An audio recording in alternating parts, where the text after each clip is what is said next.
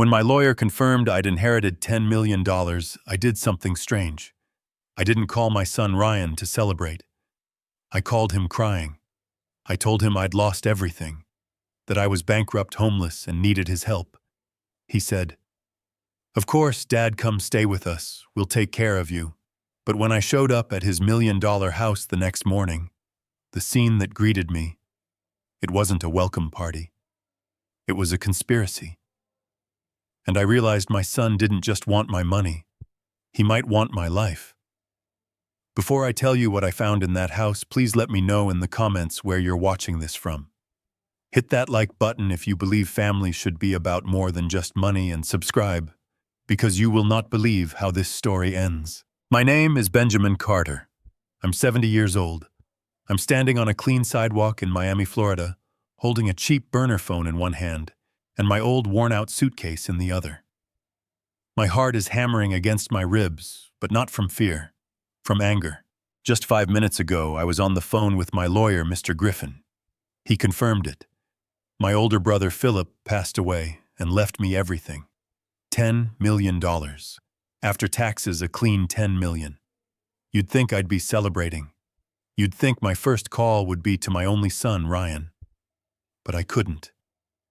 Not until I knew the truth. You see, when my wife, my sweet Alice, passed away 2 years ago, something in Ryan changed. He and his wife, Megan, became overly helpful, too concerned. "Dad, are you sure you should be managing your own accounts? Dad, let me help you with your investments. Dad, you look tired. Why don't you just give me power of attorney?" I'd spent 40 years building Carter's hardware from a single storefront into a chain across the state. I know how to read a balance sheet. But suddenly, to my son, I was just a confused old man who couldn't be trusted with his own money. So I decided to test him. I decided to find out if I had a son or just a vulture waiting for me to die. I took a deep breath, dialed his number, and tried to sound like the very thing he thought I was: a broken, helpless old man. The phone rang twice. "Dad?" Ryan's voice was sharp. He always sounds busy. "Ryan, it's Dad." I made my voice crack. I let a sob catch in my throat. "Son, I'm in terrible trouble." I heard a muffled sound, like he'd put his hand over the receiver. I could faintly hear Megan's voice in the background. "What is it now?"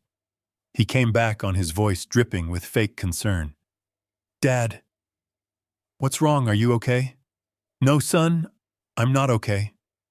I let the tears come. They weren't entirely fake. The idea of this betrayal was painful enough. I made a mistake, Ryan. A terrible mistake." "What mistake, Dad? What are you talking about?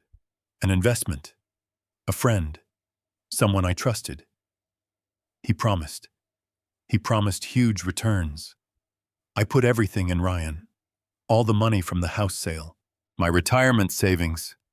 I paused, letting him fill in the blank. And the inheritance from Philip. I put it all in. I thought I could double it.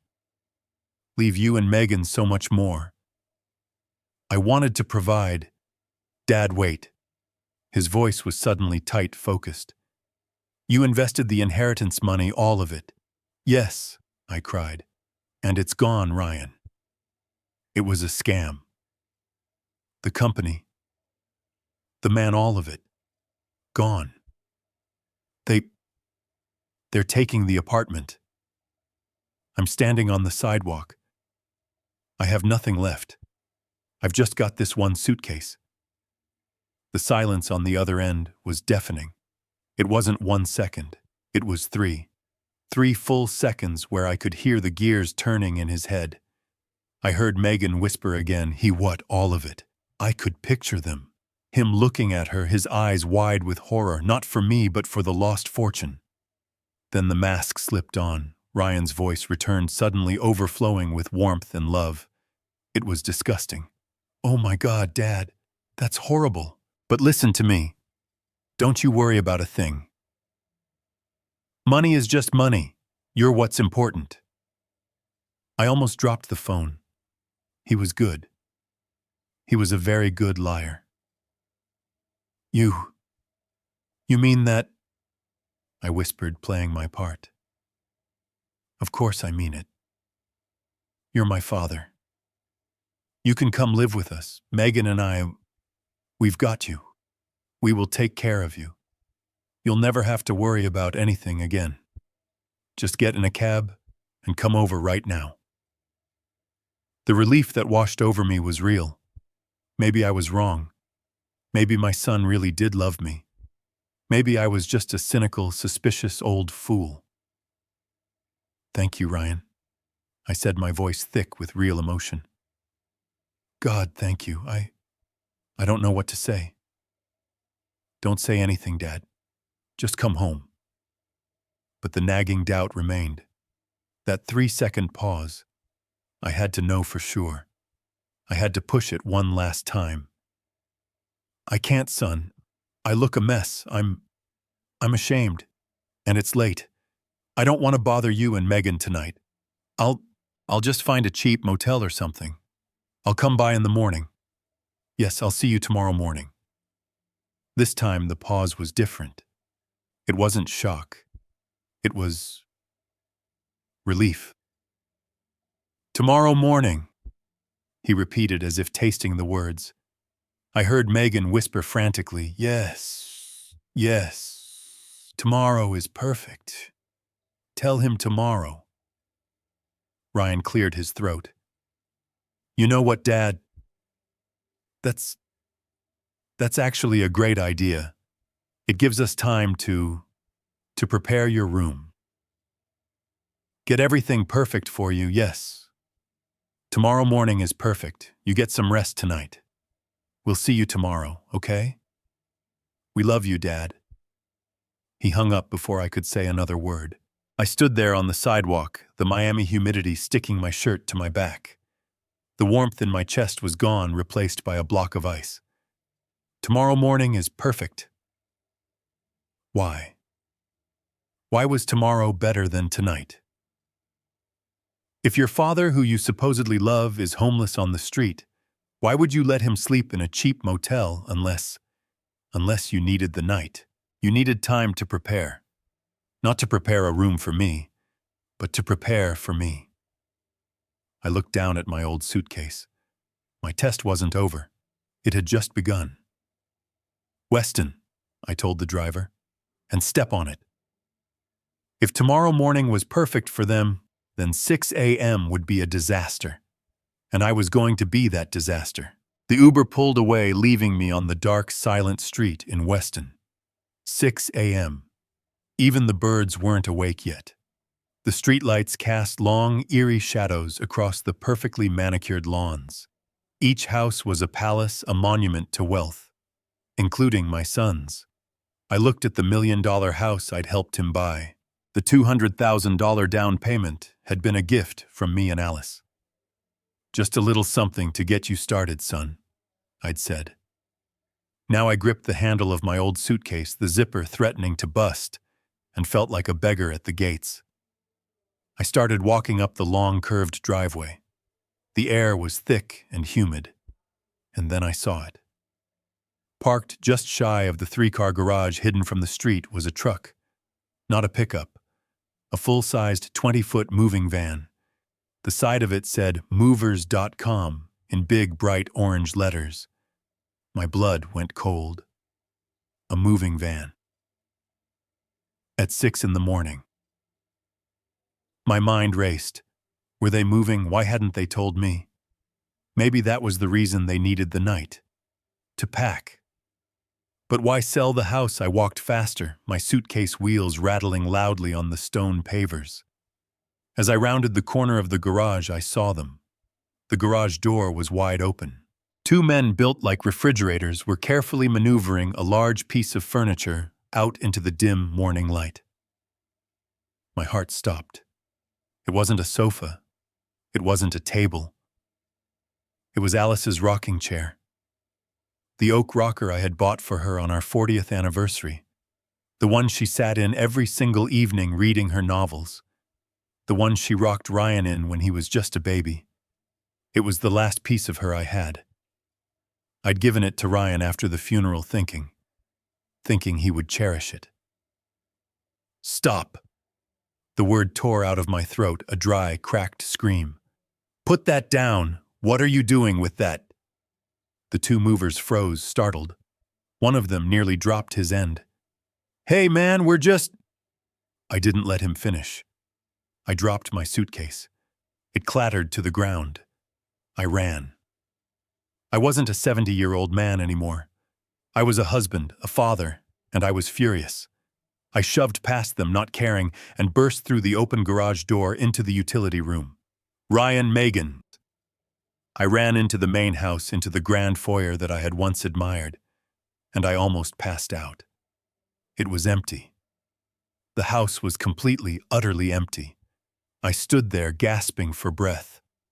The living room to my left, where my grandfather's portrait used to hang over the marble fireplace. Bare walls. White sterile gaps where the paintings had been. The floor where a priceless Persian rug used to be. Just cold tile. The dining room. The massive mahogany table I'd given them as a wedding gift. Gone. The crystal chandelier. Gone, replaced by a bare bulb hanging from a wire. The house echoed. My own breathing sounded like a storm. It smelled of nothing. Of cleaning solution and paint.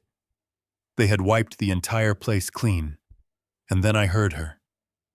I don't care what he offered. The voice came from the kitchen. I walked forward, my legs feeling like lead. Megan, my daughter-in-law. She was standing as the center of the massive empty kitchen, illuminated by the harsh fluorescent lights above. She was wearing a silk robe and holding a cordless phone to her ear. She was facing away from me, yelling at someone. Just sell it. Sell the electronics. Sell the patio furniture. Sell everything before noon. We need that money liquid today. She turned, maybe hearing my step. She saw me. She didn't gasp. She didn't look surprised. Her face went through a rapid, terrifying transformation. It wasn't the panic of being caught in a simple lie. It was the pure, unadulterated terror of a master plan collapsing. Her eyes widened. Her mouth fell open, and the phone slipped from her fingers, clattering loudly onto the granite countertop. Ben! She shrieked, her voice a pitch higher than I'd ever heard it. Oh my God, you… What are you doing here? You said tomorrow morning? Dad, Ryan yelled. He wasn't running to me. He was running at me. He skidded to a halt on the empty tile floor, his face pale and clammy. He was wearing an expensive silk pajama set, the kind I knew Megan picked out, and his hair was sticking up in sweaty clumps. He looked like he'd seen a ghost. Dad, you're early? He stammered. His eyes darting from me to Megan, then to the empty spaces where his life used to be. I'm right on time for whatever this is, I said, my voice low. Megan said you were selling everything. What about Alice's chair? I saw them carrying it out. Ryan visibly flinched at the mention of his mother. Good. He should. He suddenly burst into a laugh. It was a terrible sound, high-pitched and cracking. Oh, that Dad, you weren't supposed to see this. It's a surprise. He grabbed Megan, who was still frozen by the kitchen counter, and pulled her into an awkward side hug. She looked at him like he was insane. We were making a surprise, weren't we, honey? He prompted, squeezing her arm too tightly. Megan, catching his cue, forced a watery, unconvincing smile. A surprise, yes. For you, Ben, a welcome home surprise. I just stared at them. I looked around the echoing empty foyer. A surprise by emptying the entire house. You sold the rugs. We're redecorating, Ryan announced, spreading his arms wide as if presenting a masterpiece instead of an empty void. We're renovating for you. We wanted everything to be perfect for when you moved in. A fresh start, right? New paint, new furniture. The whole deal. Renovating, I repeated, letting the word hang in the air. By selling my late wife's rocking chair to movers.com, Ryan's smile faltered. Well, Yeah, Dad. That, that old thing it was. It was just taking up space in the garage. We figured, out with the old in with the new. Megan nodded eagerly, finding her footing in the lie. We're going for a more minimalist modern look, Ben. That chair. It just, it clashed. It was very dark. Clashed. My 40th anniversary gift to my wife. The chair I sat in holding her hand during her last few weeks. It clashed. I felt the rage building a hot poker in my chest, but I shoved it down. I had to play the part. I had to see this through. I pointed to the empty cavern of the dining room. And the Steinway. The baby grand piano I bought you two for your wedding. Did that clash too? Ryan couldn't meet my eyes. He looked at the floor.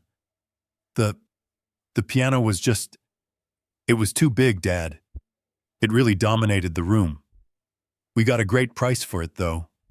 And that money, he said, brightening, is going right back into the renovation. For your room. They were pathological. They were standing in a morgue of their own making, lying about the funeral.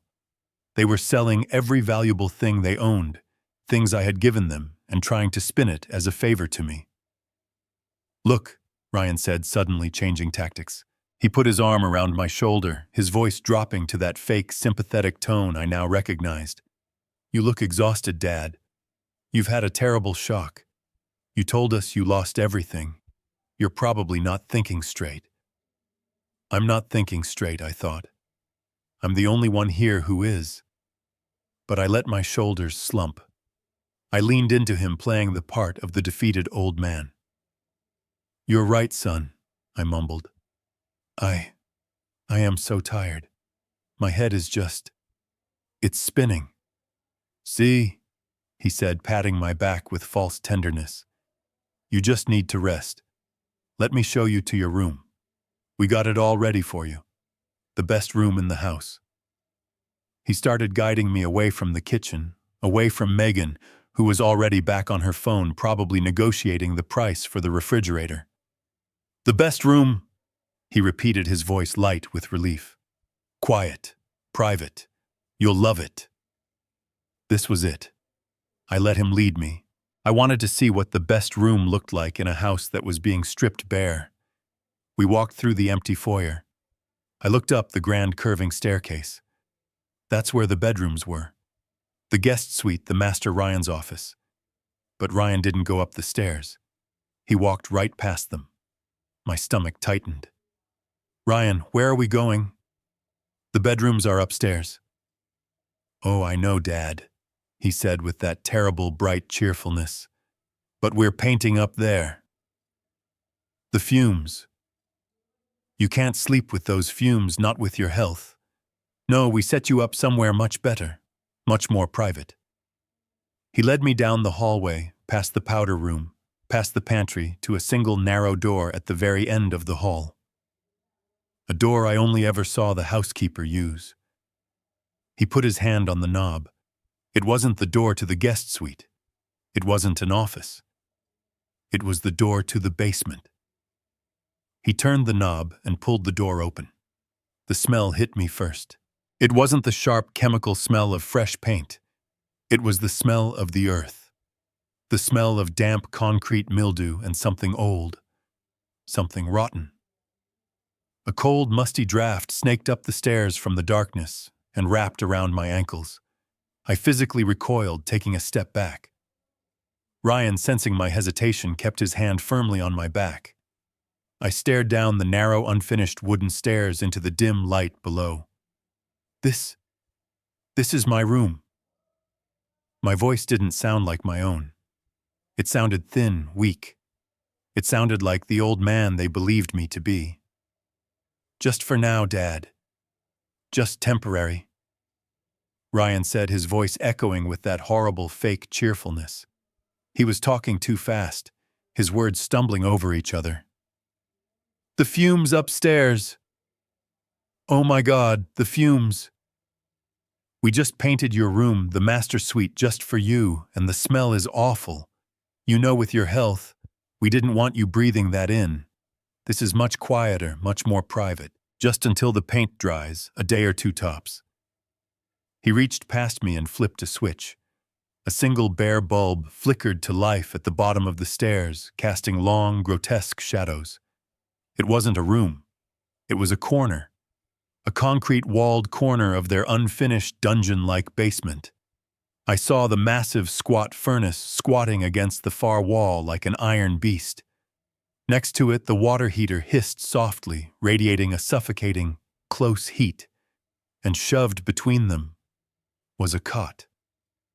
Not a bed. A rusty metal-framed cot, the kind you see in army surplus stores.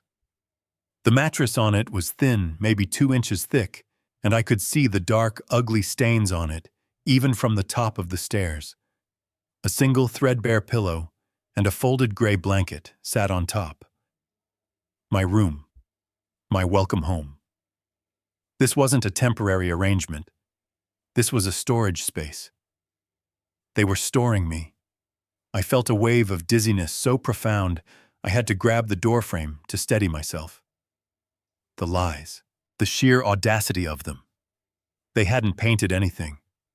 They had sold everything. There was no master suite waiting for me. There was only this hole. It's cozy, isn't it? Ryan tried his smile, twitching violently at the corners. We brought this down just for you. It's clean. Clean. The floor was coated in a fine layer of dust. I could see thick cobwebs hanging from the exposed pipes overhead. "Honey!" Megan's voice shrieked from the floor above, saving him. The sound was sharp, laced with greed. "Honey, the sofa delivery person is here. They have cash. Get up here." Ryan looked visibly relieved, like a man pulled back from a ledge. "Gotta go, Dad," he said, giving me a gentle but firm push on the shoulder, urging me down the first step. "Duty calls you. You rest up. Settle in. Make yourself at home." He didn't wait for me to respond. He didn't help me down the stairs. He pulled the door shut, plunging the stairway into almost total darkness, save for the single bulb still buzzing below. The door slammed, the sound echoing loudly in the tiny enclosed space. And then I heard it. A sound that stopped my blood. A sound that confirmed every dark suspicion, every terrible fear I'd had since that phone call. It wasn't the soft click of a doorknob latching. It was the heavy metallic thud, chunk, of a deadbolt sliding into place. A deadbolt. From the outside. I froze, one foot hovering over the second step. I waited, listening. I heard his footsteps hurrying away down the hall, then muffled voices, then the sound of Megan laughing. Laughing. They hadn't just put me in the basement. They hadn't just lied to me. They had locked me in. They had locked me in like an animal, or a prisoner. I slowly walked down the rest of the steps, my hand gripping the rough, splintery rail. I reached the bottom and walked over to the cot. I sat down. The springs screamed in protest. I looked at the water heater, the furnace, the cold concrete walls. This wasn't about protecting me from fumes. This wasn't about redecorating. This was about control. They had lied to get me here. They had isolated me. Now they had imprisoned me. Why go to this length for a man who had, as I'd told them, nothing? My mind flashed back to the $10 million sitting in Griffin's account. Then to the $500,000 life insurance policy. My son. My only son. He hadn't just failed the test. He was doing something far, far worse than I could have ever imagined. I stood there for a full minute, just staring at the door. The sound of the deadbolt sliding home echoed in the small, damp space. It was a sound of such finality, such intention. My first thought wasn't anger.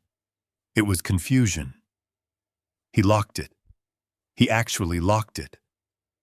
I reached out and tried the knob. It turned uselessly in my hand. The door was solid heavy. I pushed. It didn't budge. Now the anger came, a hot white flash that surged from my gut. "Ryan!" I hammered on the door with the side of my fist. The solid wood barely vibrated. Ryan opened the door. "What are you doing? The door is locked." I pressed my ear against the wood. Silence. Then I heard it.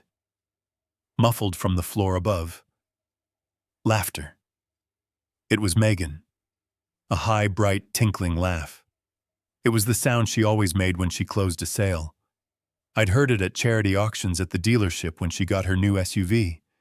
She was laughing. They weren't panicking. They weren't running back to fix the jammed lock.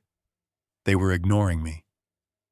"Ryan, Megan, let me out of here. This isn't funny. Open this damn door." I slammed my palm against it again and again until my hand stung. Nothing.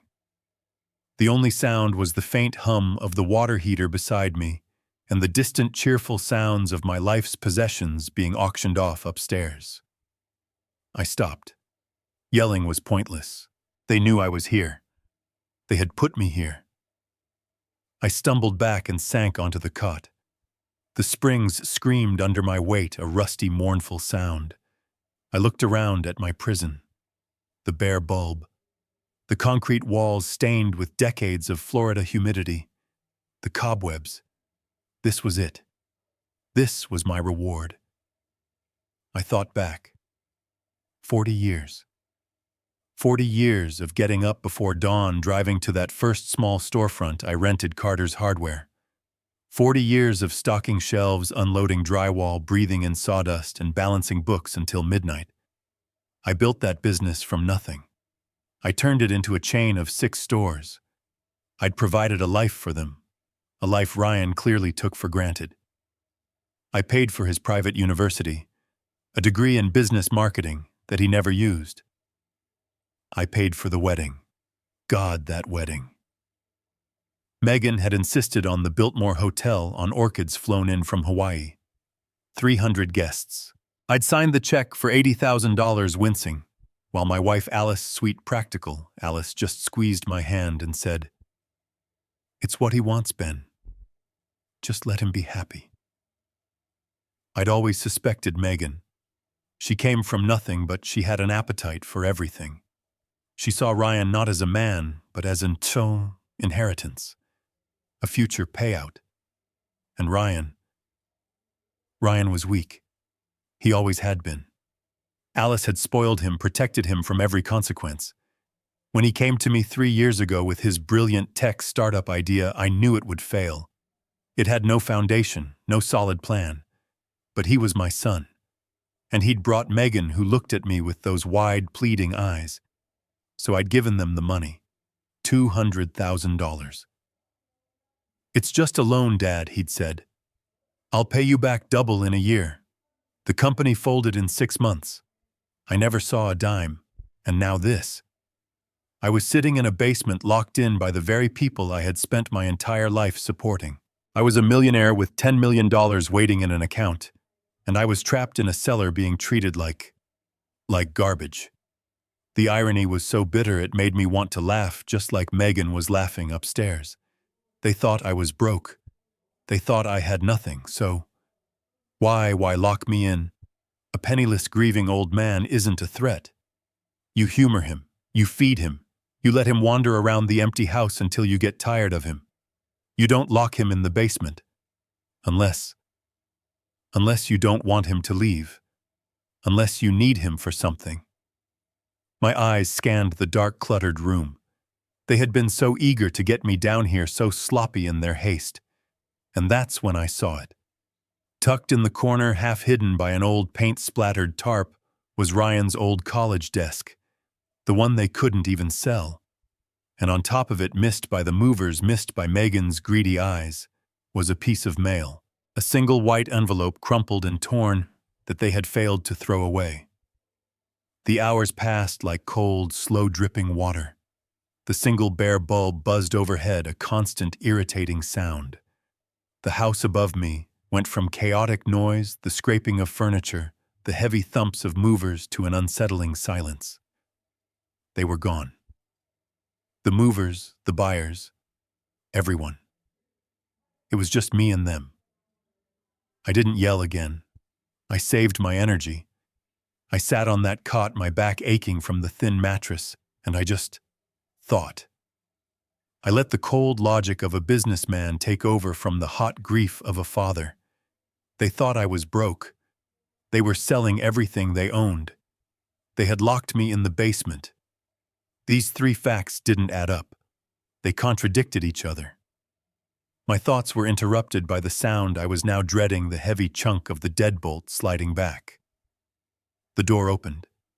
Megan stood there, silhouetted against the hallway light. She was no longer in her silk robe.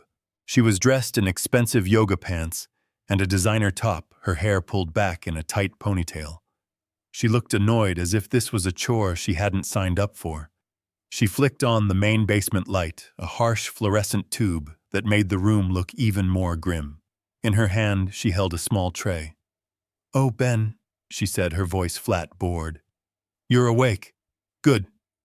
She walked down the steps, her expensive sneakers silent on the wood. She placed the tray on the dusty floor next to my cot. It was a small bowl of watery, pale yellow soup and a single piece of dry bread. A meal for a prisoner. "I'm so sorry about that door," she said, not looking at me, but at the wall just past my head. "That stupid lock. It just jams sometimes. Ryan keeps forgetting to call a locksmith. It's so old." The lie was so lazy, so insulting, I almost had to admire it. She didn't even care if I believed her. She was just saying words. "You must be hungry." She continued, her tone the one you'd use on a child or a simpleton. "Eat up. You need to keep your strength." "Why am I down here, Megan?" I asked, my voice a low rumble. She finally looked at me. Her eyes were like chips of glass. "We told you, Ben. The paint. The fumes are terrible. Ryan is just so worried about your health." "The movers are gone," I stated. "The house is empty." Her smile tightened. "Yes, the first phase of the redecorating is done. Now the painters come in tomorrow. It's going to be a mess. You're much better off down here. Trust me, it's quiet." She turned to leave. "Try to get some rest. Tomorrow is a big day." She walked up the stairs. She pulled the door shut. I listened. Click. The sound of the simple doorknob latch, but no deadbolt. She hadn't locked it. A new cold dread washed over me. Why not lock it this time? Was it a mistake, or was the game changing? Maybe they wanted me to come out. No, that didn't make sense. Maybe they just thought I was too broken, too old, and defeated to even try. They thought I had accepted my prison. I waited a full 10 minutes until I was sure she was gone. I pushed the foul-smelling soup away with my foot. I wasn't eating their poison. My eyes scanned the room again. That dusty old desk in the corner. That crumpled envelope. I got up from the cot, my bones protesting. I walked over to the desk. Ryan's old college textbooks were piled on it, thick with dust. And there it was. An envelope from SunTrust Bank, their mortgage lender. It was addressed to Ryan and Megan Carter. It had been torn open, read, and then carelessly tossed aside. They had missed it in their panicked clean-out. My hands were shaking as I pulled out the single folded sheet of paper. I didn't even need to read the whole thing.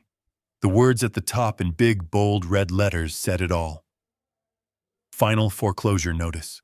I sank into the rickety wooden chair by the desk, my legs giving out. I read the details, my blood turning to ice. They hadn't paid their mortgage in 6 months. They owed the bank a staggering amount in arrears. The bank had scheduled a public auction. The date of the auction was in 14 days. It all clicked into place, but in the wrong way. The moving van. The selling of the piano, the sofa, Alice's chair. It wasn't a renovation. It was a liquidation. They were broke. Utterly, completely destitute. They were selling every last thing they owned for cash before the bank seized the house. But that made no sense. My original question came back hitting me like a freight train. If they were the ones who were broke, why lock me up? Why in God's name would you invite a homeless, penniless 70-year-old man another mouth to feed into your home just days before you were about to be thrown out onto the street yourself? It was illogical. It was insane. Unless they didn't think I was a burden. Unless they thought I was the solution. They needed something from me. Something they thought a broke, desperate old man would willingly sign away. I didn't sleep. I couldn't. I sat on that musty cot, in the buzzing silence of the basement, the foreclosure notice clutched in my hand. It was a puzzle and the pieces were all wrong. One, they were broke. Not just tight on cash broke, but lose the house in 14 days broke. 2, they were liquidating everything. Selling the piano, the furniture, even Alice's chair for fast cash before the bank seized it all. 3, they had invited me, a supposedly homeless, penniless 70-year-old man, to come live with them. These 3 facts couldn't exist together. You don't take on more burden when you're sinking. You don't offer a room to your destitute father when you won't even have a roof over your own head in 2 weeks. It was insane. I replayed the phone call. Ryan's 3-second hesitation when I said I was broke. His relief when I said I'd come tomorrow. They hadn't taken me in despite being broke. They had taken me in because I was broke. They needed me for something. They needed the one thing a desperate homeless old man has left: his identity, his signature. The house above me was silent for hours. I heard them go to bed. The house creaked. The water heater next to me gave a loud groan, and then fell silent. I must have dozed off sitting upright, because I was jolted awake by new sounds.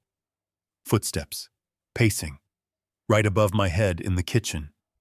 Then voices, not yelling, whispering. The sound was urgent, frantic. I slid off the cot, my joints screaming in protest. I crept to the bottom of the stairs and pressed my ear against the cold, solid wood of the locked door. The sound was clearer here.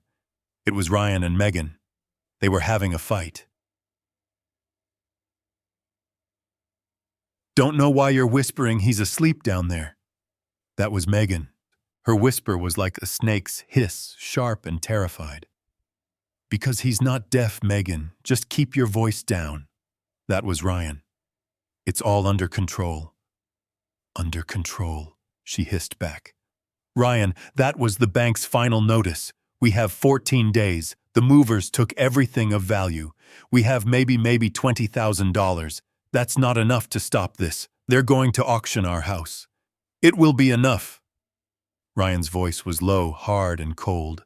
I'd never heard him use this tone before. "It's a bridge. It's just to keep us going until the real money comes in." "What real money, Ryan? What are you talking about?" "Your startup failed. We have nothing." "We have him," Ryan said. I felt my blood freeze. "The consultant Slater, he's coming tomorrow," Ryan continued. "I told you it's all arranged. The paperwork is ready. All Dad has to do is sign." "Sign what? What if he won't? What if he reads it?" Megan was practically hyperventilating. "He'll sign, Megan. He's a broken old man. He thinks he's a burden. He'll sign whatever I put in front of him if he thinks it will help us." "But what is it, Ryan?"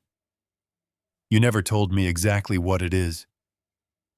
"It's a senior assistance form," Ryan said smoothly. "Standard procedure for his situation. It just gives us the ability to manage his affairs, help him get back on his feet. And the bank, are you sure this form will be enough to stop the foreclosure?"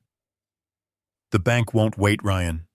The bank doesn't matter," Ryan snapped. "Forget the house. This isn't about the house. The house is gone. This is about what comes next. Once I have his signature, I can leverage the asset." "What asset?" Megan shrieked. "You said he lost everything. You said the bank took his apartment." "The bank did take his apartment." Ryan's voice was sharp, impatient. "He has no money. He has no property. He told us. He's destitute. That's why he has to sign. He has no other choice. There was a pause. I could almost hear Megan thinking, connecting the dots. The insurance policy, she whispered. Alice's policy. $500,000. Ryan whispered back, and the greed in his voice was so naked, so raw, it made me sick to my stomach. Slater says once I have power of attorney, I can use it as collateral for a new loan. A big loan. Enough to get us out of here, out of this state, and start over. All he has to do is sign that one little form. I leaned my head against the door. My heart was pounding, not with fear, but with a cold, clear rage. It wasn't a rescue. It was a harvest. They were going to strip mine my last remaining asset, my life insurance, and they were using my fake poverty as the weapon to do it. A senior assistance form. I knew exactly what that was. It was fraud. It was a power of attorney. It was a trap. And tomorrow I was going to walk right into it. But I wasn't going to be the one getting caught. I had my target, a senior assistance form, and I had my motive, a $500,000 life insurance policy they planned to leverage as collateral. The foreclosure on their house wasn't the crisis. It was just the catalyst. My supposed homelessness was the opportunity. I knew what I had to do. They thought I was a broken, helpless old man. Fine. I would give them the performance of a lifetime. I would be the most broken, most helpless, most trusting old man they had ever seen. I practiced. I sat on that cot, in the damp darkness, letting the genuine pain of their betrayal seep into me. I thought about Alice. I thought about the 45 years we'd built only for her son, to trade it all for a quick loan. I let the real tears well up. I let my shoulders slump. I practiced shuffling my feet when I walked, letting my hands tremble just slightly. By the time I heard the deadbolt slide back in the morning, I was no longer Ben Carter, founder of Carter's Hardware. I was a ghost. Ryan opened the door. He was freshly showered, wearing a clean polo shirt. He was obviously preparing for his day of liquidating his assets. He had a tray in his hand. This time it wasn't just watery soup. There was a piece of toast, maybe even some jelly. The condemned man's last meal. He saw me sitting on the cot, just staring at the concrete wall. I didn't even look up when he entered. "Dad," he said, his voice hesitant. I brought breakfast." I turned my head slowly. I let him see my eyes, red-rimmed and empty. I let my voice quaver. "What's the point, Ryan?" I whispered. I didn't even look at the food. "What's the point of eating? Dad, don't talk like that. You had a shock. It's understandable." "A shock?" I gave a dry, bitter laugh. "I have nothing, son. 70 years, and I have nothing. I'm a burden. I'm just a useless old man sitting in your basement." I put my face in my hands. Maybe it would be better if I just, No, he said a little too quickly. The panic in his voice was real. Not panic for my well-being. Panic that his $500,000 asset was about to walk off a bridge. He rushed over and put the tray down, sitting on the cot next to me. The springs groaned. "Dad, don't you ever say that." He put his arm around me. The gesture felt like a spider crawling on my skin. "You are not a burden. We want you here, Megan and I. We love you. We'll take care of you. You just need help. You can't manage things on your own right now." I looked up at him, my eyes wide with feigned hope. You really mean that?" "Of course I do, Dad. I think you're right, Ryan," I whispered, wiping a fake tear from my cheek. I can't do this alone. I tried. I tried to be smart with that investment, and I can't think straight anymore. My head it's all foggy. I need help, I think. I think I need you to help me. I watched his face. The tiny muscles around his eyes tightened. His pupils dilated just slightly. It was the look of a predator seeing its prey walk right into the snare. A flash of greedy, triumphant light that he tried to cover with a mask of concern. "Oh, Dad," he said, hugging me tighter. Of course I'll help you." He pulled back his face, a perfect picture of filial duty. "That's why I already made a call. I've scheduled an appointment for tomorrow.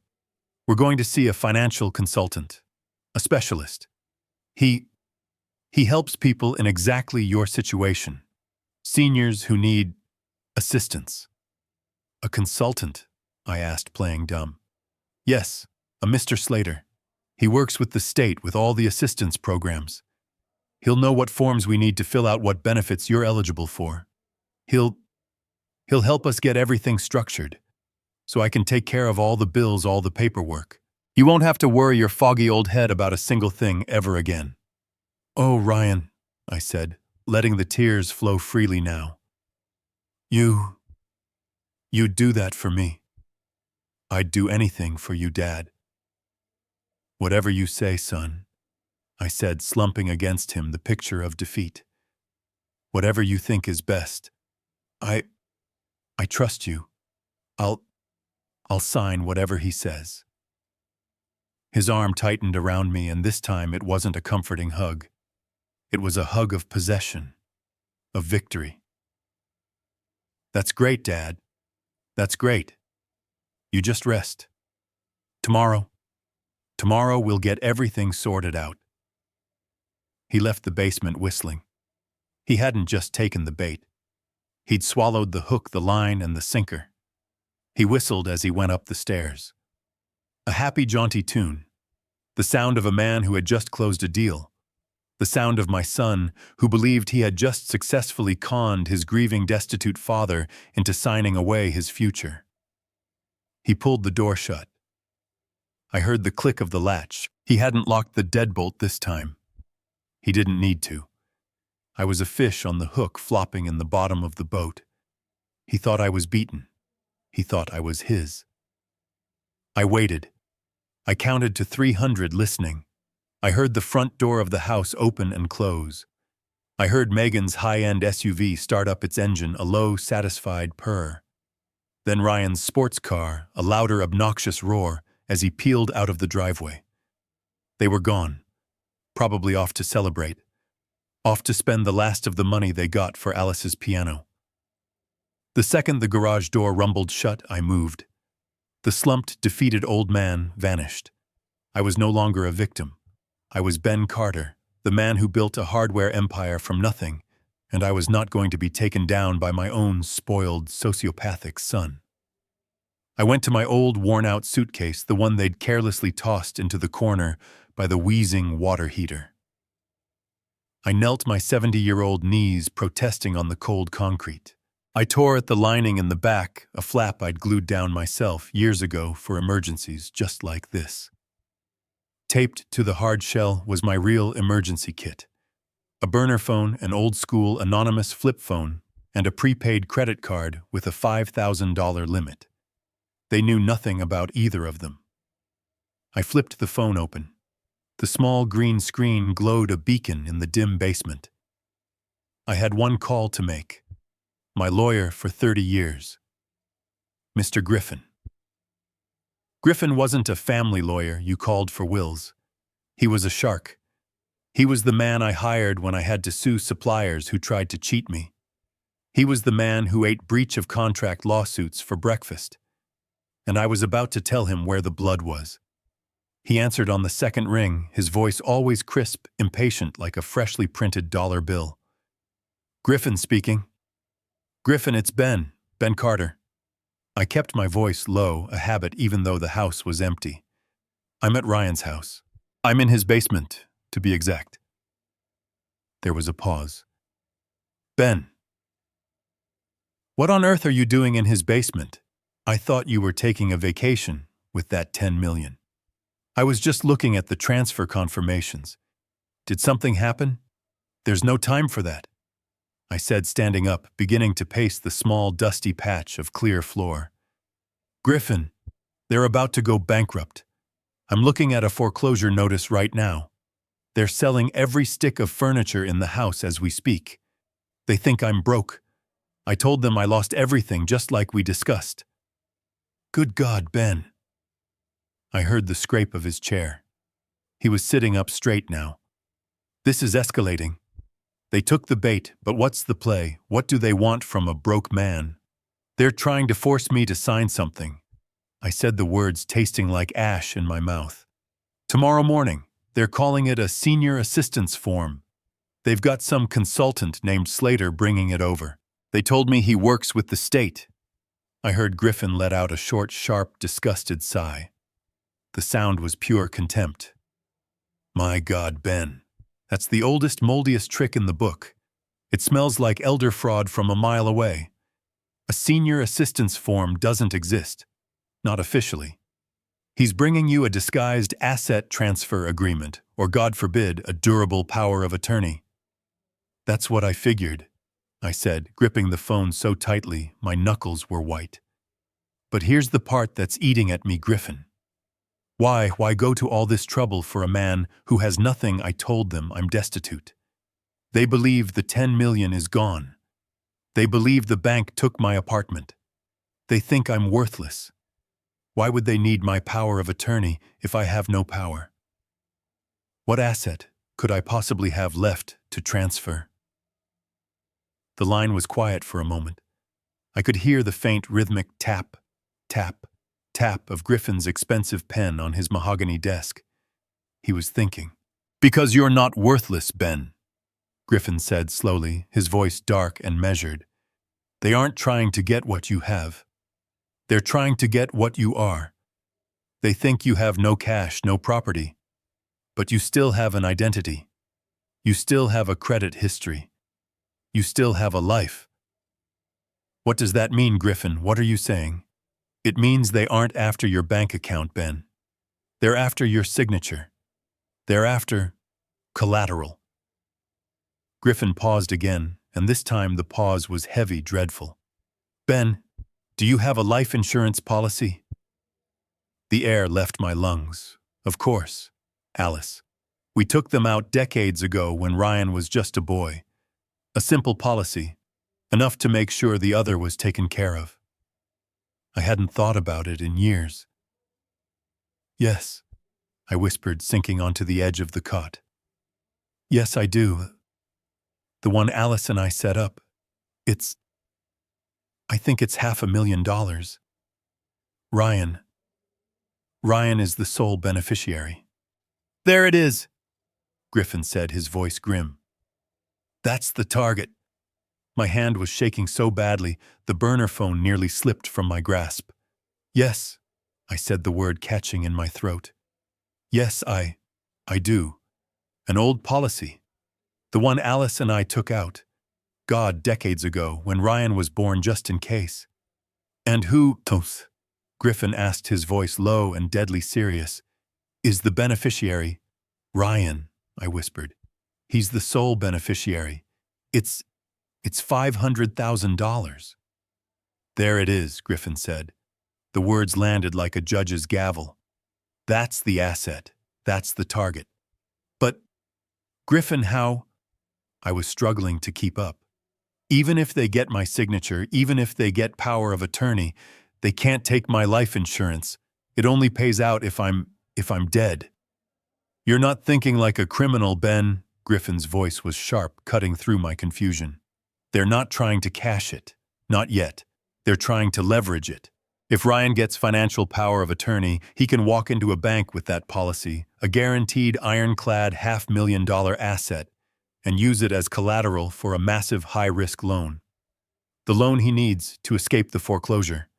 He's not trying to manage your affairs, Ben. He's trying to steal your future. I leaned my head back against the cold, damp concrete wall. The logic was sickening. It was perfect. They'd get the loan default on it and flee, leaving the lender to claim the policy whenever I eventually passed away. It was a clean, brutal theft. So that's it. I said, feeling a strange, cold numbness. They're going to steal my last $500,000. No, Ben, Griffin said, and the chill in his voice was far worse than the basement air. It's worse than that.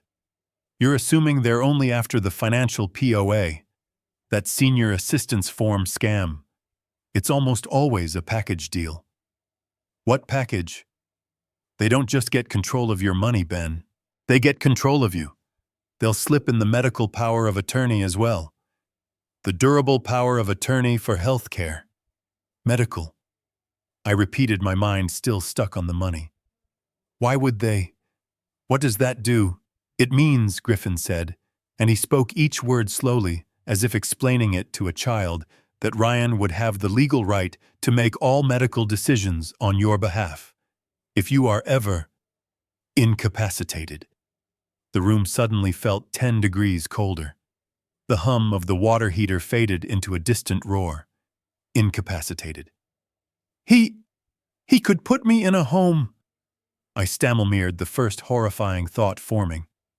He could put me in a cheap nursing home and just let me rot. Worse, Griffin said, his voice flat. A nursing home costs money. That eats into their new loan. No, think about it, Ben. You're 70. You're, as far as they know, depressed, destitute, and a burden. You're the perfect candidate for a tragic accident. The phone felt slippery in my hand. I couldn't breathe. A fall down the stairs. Griffin continued painting the picture in stark legal terms. An accidental overdose of sleeping pills. Something that puts you in the hospital. Something that makes you incapacitated. My heart was hammering a frantic bird trapped in my ribs. And once you're there, Griffin's voice was barely a whisper now. Once you're on a ventilator, who has the sole legal authority to make the tough decision? I couldn't speak. Who gets to tell the doctors? He wouldn't have wanted to live this way. The realization hit me. It wasn't a push. It was a physical blow. I dropped the phone. It clattered onto the concrete floor. They weren't planning to borrow against the policy. They were planning to collect. This wasn't about stealing from me. This was about murdering me. The senior assistance form wasn't a theft. It was my death warrant. My God, I whispered to the empty, musty room. He was planning to kill me.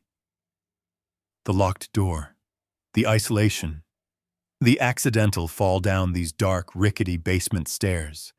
It was all right there. They weren't just thieves. They were monsters. I picked the phone back up.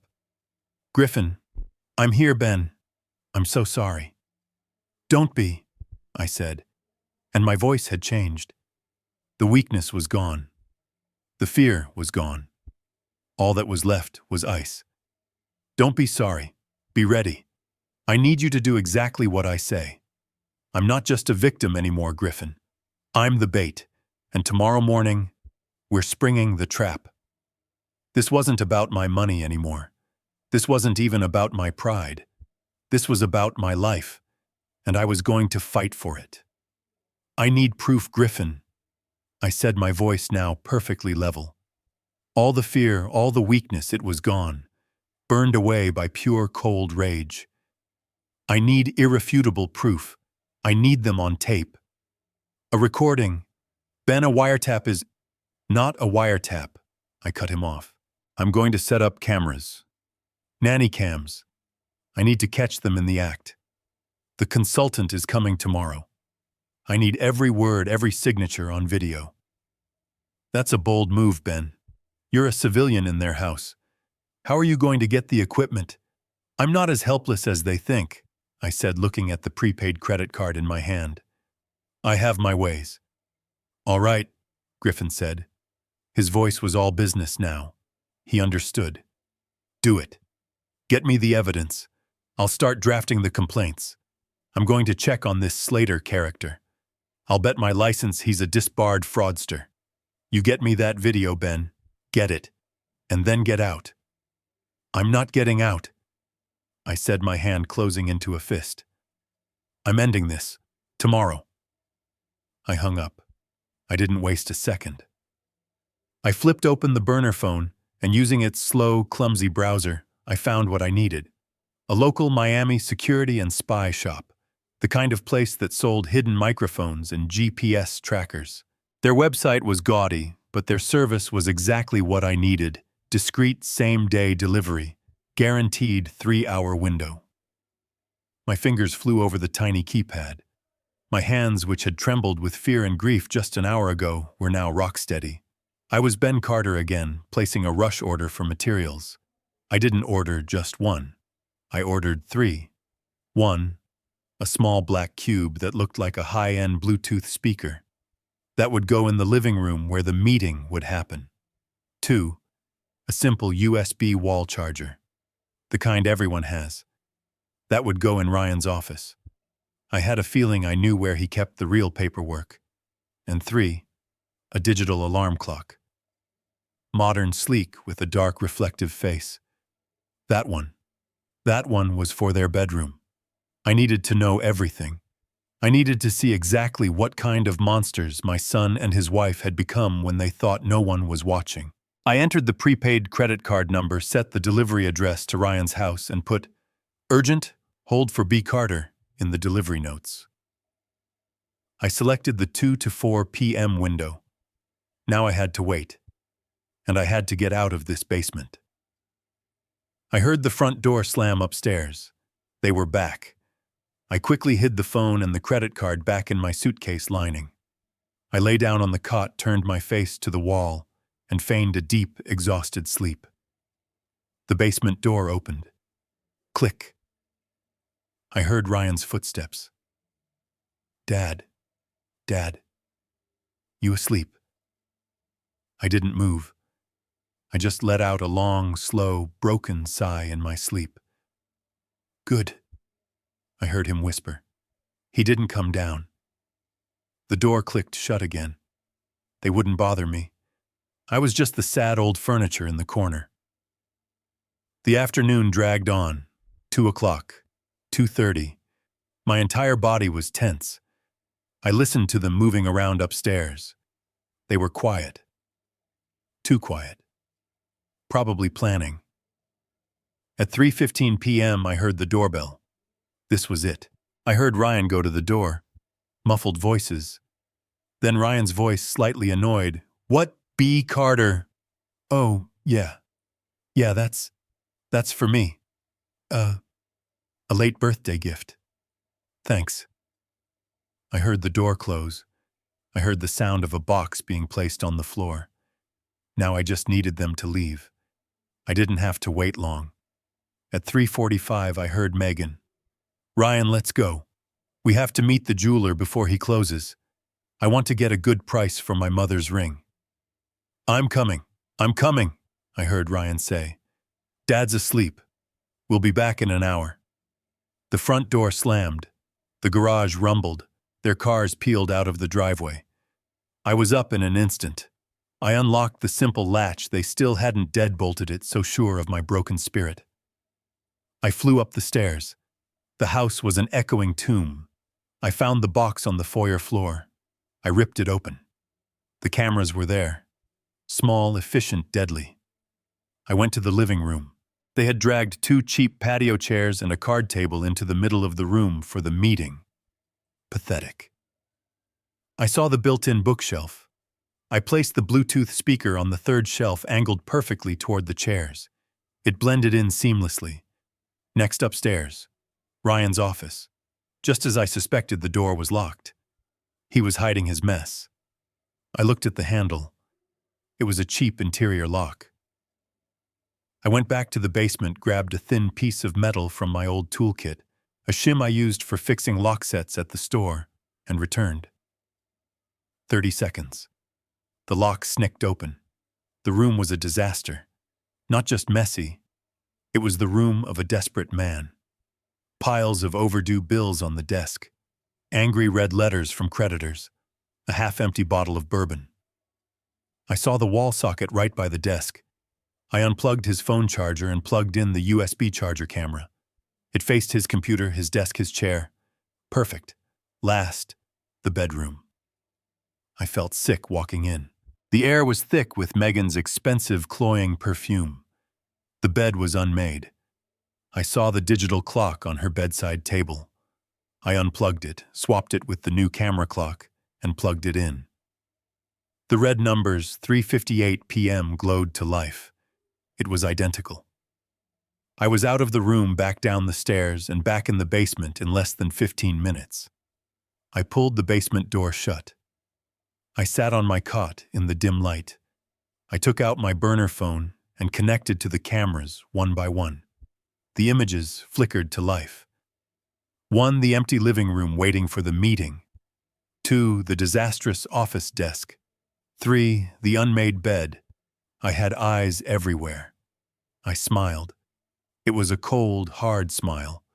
The smile of a man who was about to watch his enemies destroy themselves. "Okay, Ryan," I whispered to the empty room. "Okay, Megan. Tomorrow morning. You're on camera. Let's see you lie your way out of this." I didn't sleep. I couldn't. I sat on that musty cot, the burner phone clutched in my hand, my thumb hovering over the app. The house was silent for hours. They came back late. I heard them, no laughter this time, just low, tense voices. I heard the front door close, their footsteps heading upstairs. I heard their bedroom door shut. I waited. 10 minutes. Then, I opened the app. I tapped the icon labeled bedroom clock. The screen flickered, then resolved. There they were, my son and his wife. The image was grainy black and white from the night vision, but it was perfectly clear. They were in their bedroom. Ryan was pacing by the window, still in the clothes he'd worn out.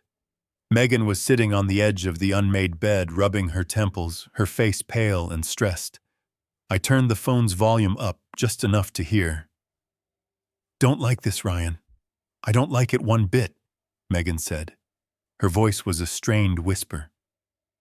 "That consultant, Slater, he looks like a con artist." "He is a con artist, Megan," Ryan snapped, not even looking at her. "That's why I hired him. He's a professional. He'll get it done. Stop worrying." "Stop worrying? What if your father reads the papers? He's not stupid, Ryan. He built an empire from nothing." "He was smart," Ryan said, turning from the window. "Now he's a 70-year-old grieving wreck who thinks he's destitute. He wants us to take over. He begged me to. He will sign whatever I put in front of him." Megan shook her head, pulling her knees to her chest. I don't understand why. Why all the risk? The medical forms, the health directives. It's too much. The financial power of attorney is all we need. You said it yourself once, we have that. We can leverage the $500,000 insurance policy for the loan. That's enough. We get the loan, we leave this stupid state, and we're done. Ryan stopped pacing. He turned around slowly. The night vision made his eyes look like dark, empty sockets. He stared at his wife for a long, cold moment. "Leverage," he said. His voice was flat, empty. "You're still thinking about leveraging?" "Yes, to get the loan," she said, her voice rising in frustration. "What else is there? It's $500,000. Ryan actually laughed. It was a short, sharp, ugly sound that made the hair on my arms stand up. "A loan, Megan. A loan has to be paid back. A loan is just more debt. You're thinking so small. You're pathetic." Megan looked stung. "Small?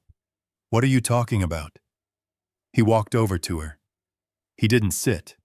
He loomed over her. "I'm talking about cash, Megan. Leveraging the policy gets us maybe 100,000. 200 max, and it's messy. It's a loan.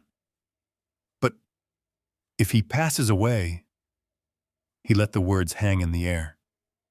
I watched Megan on the screen. She went completely still. Her hands froze on her face, her eyes widened. Oh, she whispered. Oh my God, Ryan.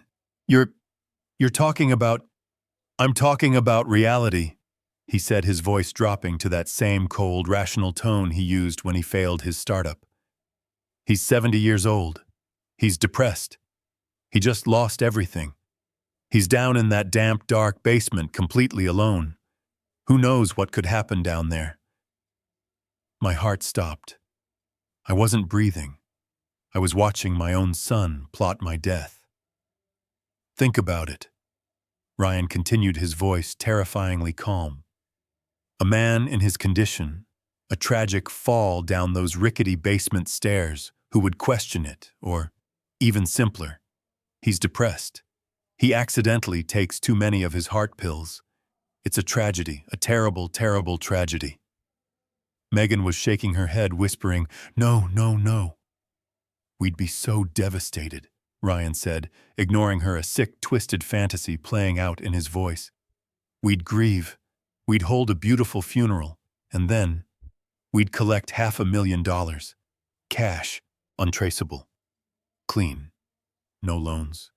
No running. We'd be set for life. He reached out and stroked her hair. All it takes is for him to sign that medical form tomorrow. The one that gives me the power to make his end-of-life decisions. I didn't realize I was holding my breath until it escaped me in a single silent gasp. The phone slipped from my hand. It didn't fall. I caught it, but my hand was numb. My heart was a block of ice. This wasn't about theft. This wasn't about greed. This was about my murder. The senior assistant's form wasn't a trap. It was my death warrant. The locked door, the isolation, the accidental fall down these dark, rickety basement stairs. It was all right there. They weren't just thieves. They were monsters. My son, my own son, was planning to kill me. I didn't move for an hour, maybe more. I just sat on that cot in the suffocating darkness, the video of my son plotting my death playing over and over in my mind. The casual way he said it. A tragic fall down those rickety basement stairs. The way Megan's weak "no, no, no" turned into silent, greedy acceptance. My son. My blood. The little boy I taught to ride a bike. The young man whose college tuition I paid. He was going to murder me. For money. The shock was a physical weight pressing down on my chest, making it hard to breathe. I felt a terrifying wave of grief wash over me, so strong I almost choked on it. I wasn't just losing my money. I wasn't just losing my son. I was losing my life. And then something else rose up. It was slow, cold, and heavy. It started in my gut and spread through my veins like ice. It was rage. A pure 70-year-old rage. The rage of a man who had built everything from nothing. The rage of a father who had been betrayed in the most final, most sickening way possible. They thought I was a broken-down old man. They thought I was a burden. They thought I was weak. I was not weak. I had spent my entire life fighting. I'd fought suppliers who tried to cheat me. I'd fought recessions that tried to bankrupt me.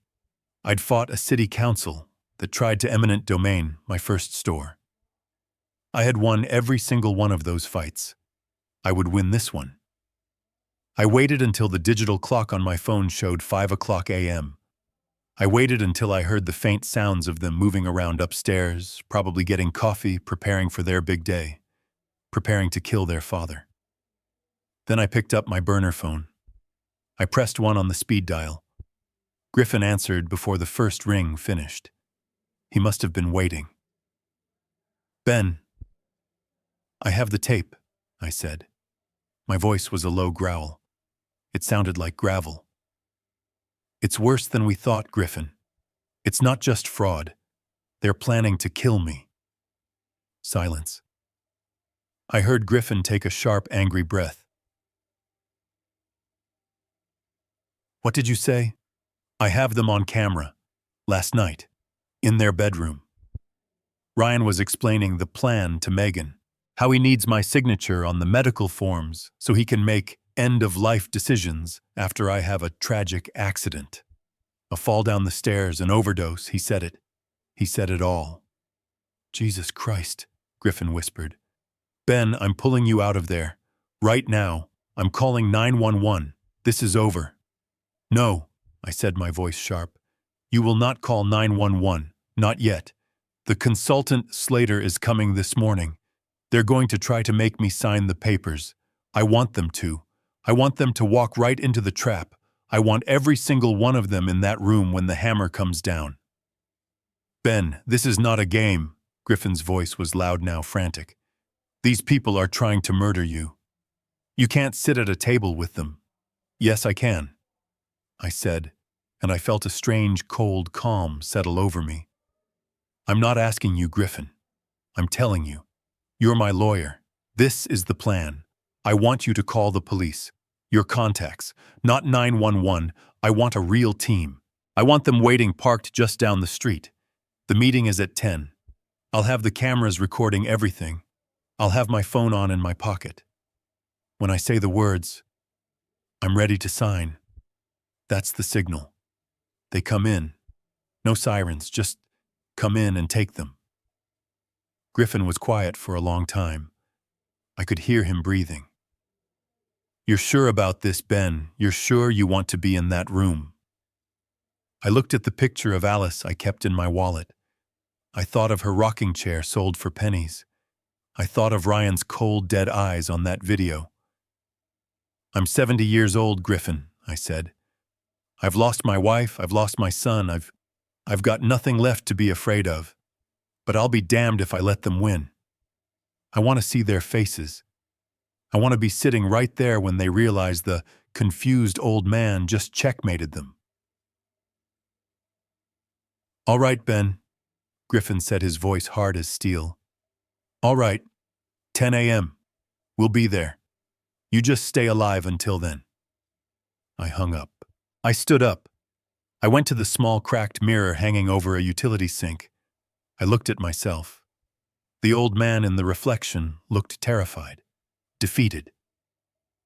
No, I whispered to him. Not you. I began to prepare. I took the new clothes I'd bought and shoved them deep into my suitcase, hiding them.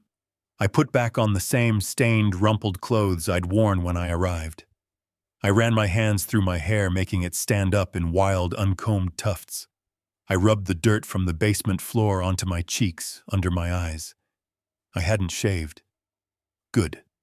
The white stubble made me look gaunt, haunted. I looked in the mirror again. The transformation was complete. I was no longer Ben Carter, millionaire. I was the man they wanted to see. A grieving, broken, hopeless old man. A perfect victim. I heard the basement door unlock. Dad, Ryan called down, his voice laced with that fake, cheerful concern. Mr. Slater is going to be here soon. You ready for the big day? I took a deep, shuddering breath, slumped my shoulders, and began to shuffle towards the stairs. I'm coming, son, I called up, my voice trembling perfectly. I'm ready. I shuffled toward the stairs, making sure to lean heavily on the splintery railing. I put my hand to my head, as if a wave of dizziness had hit me, which wasn't entirely untrue, though. Mine was from rage, not weakness. I'm coming, son, I called up, my voice a papery, trembling thing. I'm ready. Ryan was waiting at the top of the stairs, his face a perfect mask of anxious concern. Easy, Dad, easy. Let me help you. He grabbed my arm. His grip wasn't gentle. It was firm, proprietary. He wasn't assisting me. He was hauling me like a piece of cargo he needed to move from one spot to another. Mr. Slater is here, he whispered, as if sharing a secret. He's a very busy man, a very important man, so we need to, be respectful of his time. And he steered me not toward the kitchen, but to the living room, or what was left of it. The emptiness was somehow more shocking in the full light of day. The sun streamed in through the big bay windows, illuminating nothing. Just tile, just bare white walls where our lives used to hang. In the absolute center of this vast, echoing cavern, they had placed a wobbly card table and 3 cheap white plastic patio chairs. It looked less like a meeting and more like an interrogation. And sitting in one of those chairs, as if it were a throne, was Mr. Slater. He was exactly what I'd pictured. He was a man in his 50s with hair that was too black, too perfect, slicked back with a gel that gleamed under the light. His suit was a shiny sharkskin gray, the kind that tries to look expensive but just looks slippery. His smile was all teeth, wide and white and utterly fake. His eyes, though, his eyes were cold, small and sharp. They darted toward me as I shuffled in, sizing me up, calculating. He stood extending a soft, damp hand. "Mr. Carter Benjamin," he boomed, his voice too loud for the empty room. "A profound pleasure to meet you, sir. Though I truly, truly wish it were under better circumstances." He pumped my hand, his grip unpleasantly energetic. "I was just hearing from Ryan and Megan. What a terrible, terrible tragedy." He shook his head, clicking his tongue. "To lose your wife and then, good heavens, your entire life savings. All at once, it's unthinkable. Unthinkable." I looked at the floor. I let my shoulders slump. I gave him my best, most vacant stare. I just don't know what to do anymore," I mumbled. This was it. I could feel the invisible eye of the camera disguised as a Bluetooth speaker on the empty fireplace mantel, capturing his face, his voice, his professional, practiced lies. "Gotcha," I thought. "And that," Slater said, patting my shoulder, "is why we are here. Ryan and Megan. I have to say, what wonderful children." He beamed at them. "So proactive, they reached out to me just in time." Ryan pulled one of the flimsy plastic chairs out for me. It scraped the sound like a scream on the tile floor. "Sit down, Dad. Mr. Slater is here to help us. He's the best." I collapsed into the chair, playing the part of the exhausted, defeated old man. Megan, who had been standing by the empty fireplace, moved to stand behind Ryan. She crossed her arms, her face set in a mask of solemn concern. She was watching me, not like a daughter-in-law, like a hawk. "Ben," Slater began, leaning forward, his voice dropping to a low, intimate, confidential tone. "What we have here is a classic tragic situation, but the state of Florida has wonderful programs for this. I work as a consultant for a program called the Senior Property and Health Protection Initiative." A complete fabrication. I knew it. Griffin had confirmed it. "It's designed," he continued, "specifically for situations exactly like yours. It allows a trusted family member to step in and create a protective bubble around you." He tapped a thick stack of documents on the card table. They were bound in an official-looking blue cover. "Now, this is mostly legal boilerplate, Ben," he said, waving his hand dismissively, as if the details were just a bother. "Standard stuff. What this does in simple terms is it gives your son Ryan the authority to act on your behalf, to manage your debts, and most importantly, to handle any complicated medical decisions that might come up.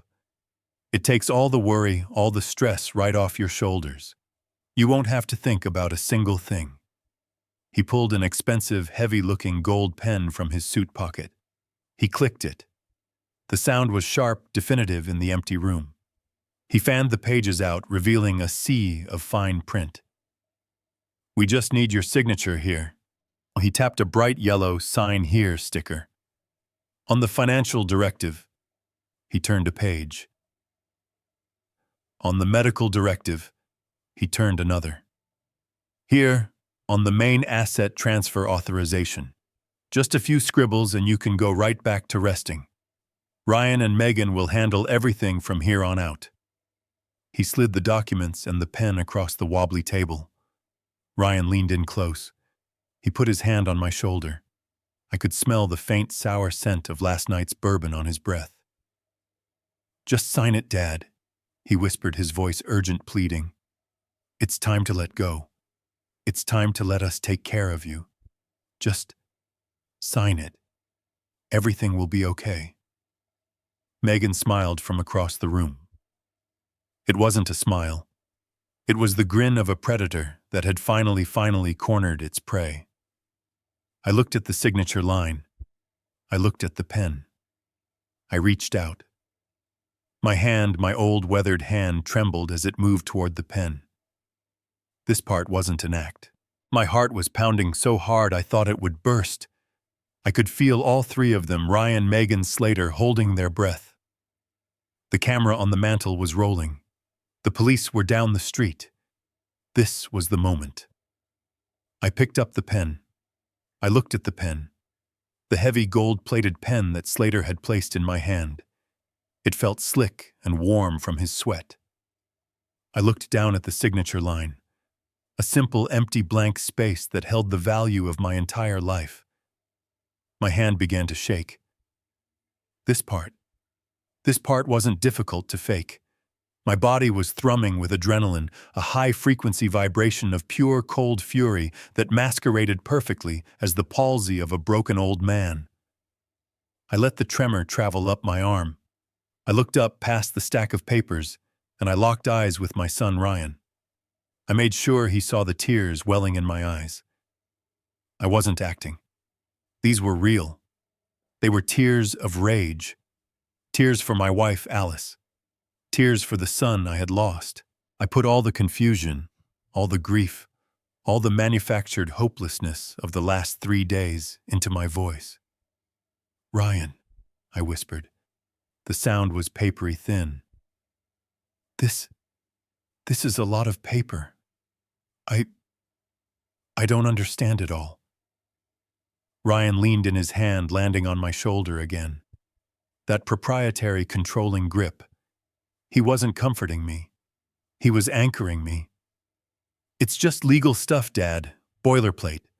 Mr. Slater explained it. It's just to help. To get you back on your feet." Slater, the shark-suited con artist, chimed in, his white-toothed smile fixed in place. "It's just a formality, Benjamin. A simple measure to protect you. To ensure you're taken care of by this wonderful, loving family." I looked back down at the page. And it will help?" I asked, my voice cracking. This will really help me?" I saw Ryan glance at Megan. She was standing by the empty fireplace, her arms crossed so tightly, her knuckles were white. She gave a tiny, almost imperceptible, impatient nod. "Get it done." Ryan leaned in closer, his voice dropping to a conspiratorial, loving whisper. The whisper of a traitor. "It'll help all of us, Dad." And there it was. All of us. Not "it will help you." It will help us. The final, unguarded confession. I held the pen over the paper. The tip hovered just millimeters above the dotted line. I could feel the tension in the room. It was so thick I could barely breathe. 3 people, 3 predators waiting for me to sign my own death warrant. I held it there. 1 second. 2 seconds. I could hear Megan's sharp intake of breath. Then slowly, deliberately, I placed the pen back on the wobbly card table. It made a soft, definitive click in the silent, empty room. "No," I said it. The word was quiet. But in that echoing, bare-walled tomb of a room, it sounded like a gunshot. Slater's plastic smile froze, half-formed. Megan's crossed arms tightened, her nails digging into her own skin. Ryan just blinked. He hadn't processed it. What did you say?" "Dad, I don't think I heard you." I pushed the flimsy plastic chair back. The sound of its legs scraping on the tile was agonizingly loud. I stood up. I wasn't the broken, shuffling old man from the basement anymore. I stood up straight. I pushed my shoulders back the way I did when I was about to fire a lazy manager. I looked down at the 3 of them.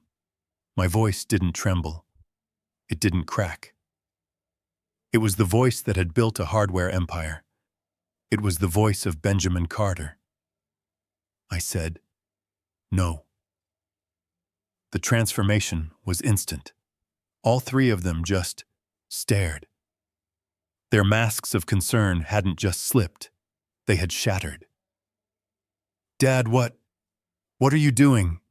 Ryan stammered, his face starting to turn a pale, blotchy white. You're confused. The shock. You're not thinking straight." "I'm not confused, Ryan," I said, my voice hardening, gaining power with every word. "I'm not foggy. In fact, I have never, ever seen things more clearly in my entire life." "Ben, now listen." Slater started trying to regain control. He stood up, attempting to use his height, his slippery suit, to intimidate me. "This is a very generous offer from your son. In your position, you really don't have many options." "I'm not talking to you," I snapped. He flinched as if I'd slapped him. I pointed a trembling finger, real trembling this time, with pure rage at my son. "I'm talking to him." I looked at Ryan. I let him see the ice. I let him see the man he had forgotten existed. "I will not," I said, my voice booming in the empty room, "be signing the durable power of attorney." I tapped the first stack of papers. "I will not." I continued tapping the second stack, "be signing the medical power of attorney." I paused, letting the words sink in. "And I will damn well not," I finished, my voice a low growl, "be signing over financial control of my $500,000 life insurance policy." Silence. Absolute, deafening, bottomless silence. Megan's face went from white to a sickly shade of green. She made a small gagging sound in the back of her throat. Slater's jaw had dropped. His eyes, his cold, dead eyes, darted toward the front door. He was calculating his exit. He knew. The con was up, but Ryan just stared at me. His face was a terrifying blank mask. The fake concern was gone, the panic was gone. All that was left was a cold, calculating emptiness. "How?" he whispered, his voice barely audible. "How did you... What did you do?" "You called me a confused old man." "Ryan," I said. "You called me destitute. You thought I was broken." I smiled. It was a cold, hard smile. It wasn't my smile. It was the smile of a man who had just won. "You made one mistake," I said. "You forgot. I'm the man who taught you how to lie." Ryan's face spasmed. He tried to form a laugh, but it came out as a strangled, wet sound, a choked gasp. "Dad, what are you talking about?" "500,000, you are confused." He glanced at Slater, a desperate, wild look in his eyes, trying to get his co-conspirator to play along. "See, this is what I was talking about. He's paranoid. He's having delusions. He's not well." "Don't!" I roared. The word ripped out of my chest, echoing off the bare walls so loud that Slater physically flinched. The mask was gone. The old man was gone. "Don't you dare call me confused, you son of a bitch!" I jabbed a finger, trembling with rage, directly at him. "I heard you. I heard everything. I was in this house, in that hole you put me in, and I heard you. I heard you through the floor. I heard you planning." Ryan's face went from white to a sickly gray. What? You're lying." "Am I?" I turned my head slowly toward the empty fireplace mantel, to the small black Bluetooth speaker sitting on it. "I heard you on camera, Ryan. I heard you last night in your bedroom. I heard you tell Megan how you were going to leverage my policy." I let that sink in.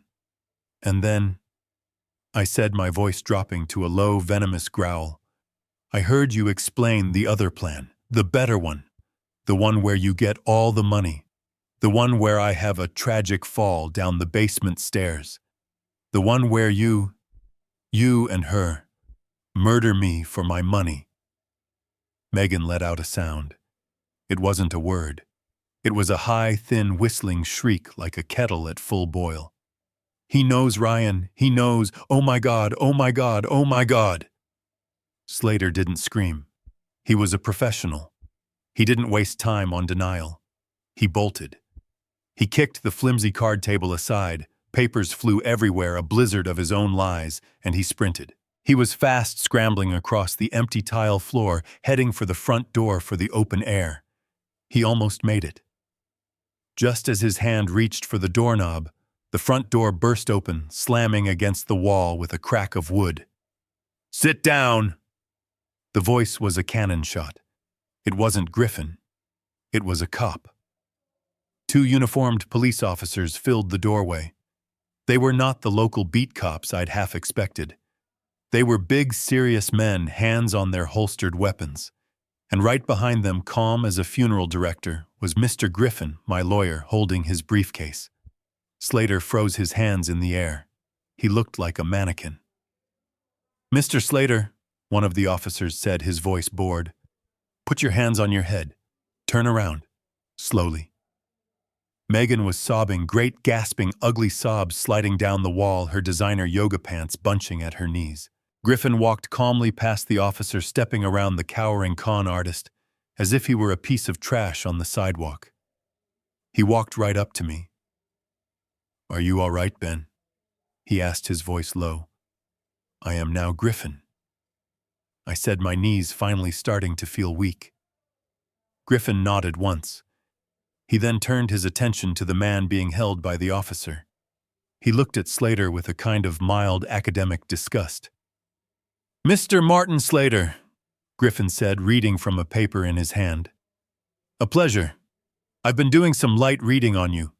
It says here your license to practice law in the state of Nevada was suspended in 2019 for, oh my, gross misappropriation of client funds." Slater didn't say anything. He was shaking. "I also have a printout," Griffin continued, "of an active warrant for your arrest from Maricopa County, Arizona for elder fraud and conspiracy." He looked up from the paper and gave Slater a thin, cold smile. "I'm quite sure the state of Florida will be delighted to add their own charges to that list. Officer, I believe he's all yours." "You're under arrest, sir," the cop said, yanking Slater's arms behind his back. Slater didn't fight. He just deflated. The shiny sharkskin suit seemed to collapse. He let out a long, whimpering sigh, the sound of a game truly, and finally lost. The officer pushed him down onto one of the plastic patio chairs. The click, click, click of the handcuffs ratcheting shut was the loudest sound I'd ever heard. One con artist down. I turned my head. The second officer was standing over Megan, who was now just a weeping pile on the floor. And then there was Ryan. My son. He hadn't moved. He hadn't run. He was standing frozen by the overturned card table. He was staring at me, not at the police, not at Slater, not at his weeping wife. At me. His face was a mask of pure, uncomprehending horror. The confused old man was gone. The lie was gone. The plan was gone. All that was left was the truth. "Dad," he whispered, his voice hoarse. You lied to me. You told me you were broke." The sound of the handcuffs clicking shut on Slater seemed to break the spell. Megan, who had been a whimpering, frozen statue by the wall, suddenly uncoiled.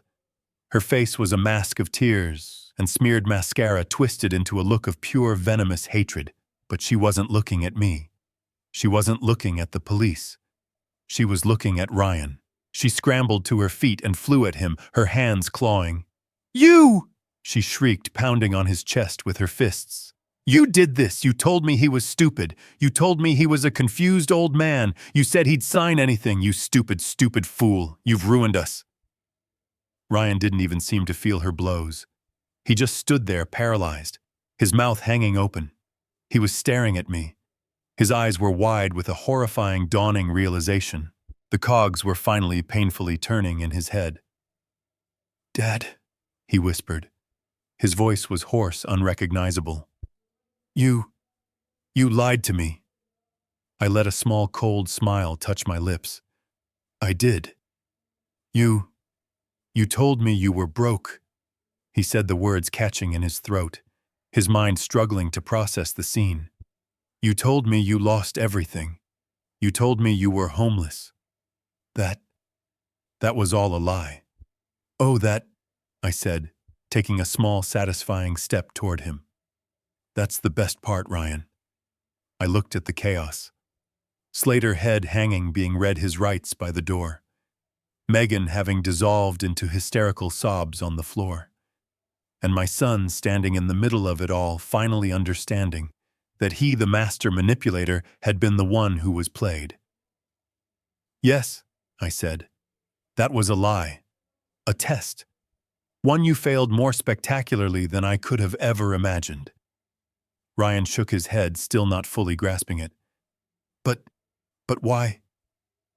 Why would you? You have no money. The apartment. You said, I said, turning my head toward the door, that my lawyer should handle this part. I nodded at Griffin, who had been watching the entire exchange with a grim, quiet satisfaction. Mr. Griffin, I said, my voice loud and clear in the echoing, empty room. Perhaps you could inform my son about my actual financial situation. Griffin stepped forward, adjusting the cuffs of his expensive suit. He opened his dark leather briefcase with two soft, authoritative clicks. He took out a single, crisp, cream-colored document. With pleasure, Ben, he said. He looked at Ryan, his eyes as cold and impersonal as a banker's vault. Mr. Ryan Carter, Griffin said, his voice cutting through Megan's sobs. While it is true your father sold his home, he did not lose that money in a bad investment. Furthermore, as of last week following the death of his brother, Mr. Philip Carter, your father became the sole beneficiary of his entire estate. Ryan just stared, unblinking. Megan's sobs hitched. She was listening. Griffin paused, letting the silence hang in the air, heavy and absolute. After all estate taxes and fees have been settled, he continued, Mr. Benjamin Carter's current net worth is $10,200,000. The sound that came out of Megan was not human. It was a high, thin wail like a dying animal, a sound of such profound, agonizing loss that it was almost deafening. Her eyes rolled back in her head, and she slumped sideways, fainting dead away onto the cold tile floor. The second officer had to rush over to her, rolling her onto her side. But Ryan didn't faint. He just broke. 10, he whispered. His entire body started to tremble. 10 million.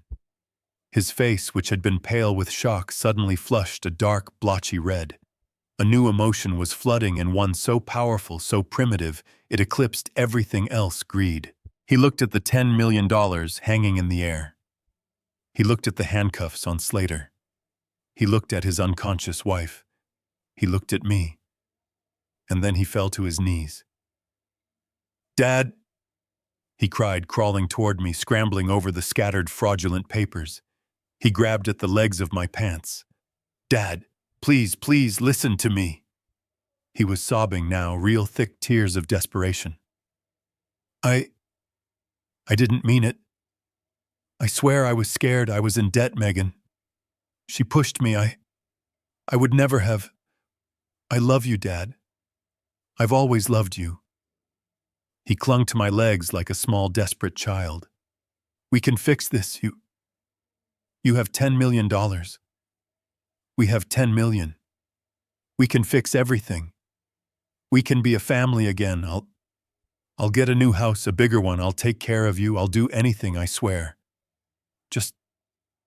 Just tell them to leave. Tell them it's all a misunderstanding. I looked down at the top of his head at my son, my only child, groveling at my feet. Not because he was sorry, but because he'd just found out I was rich. I lifted my foot, and I kicked his hands away.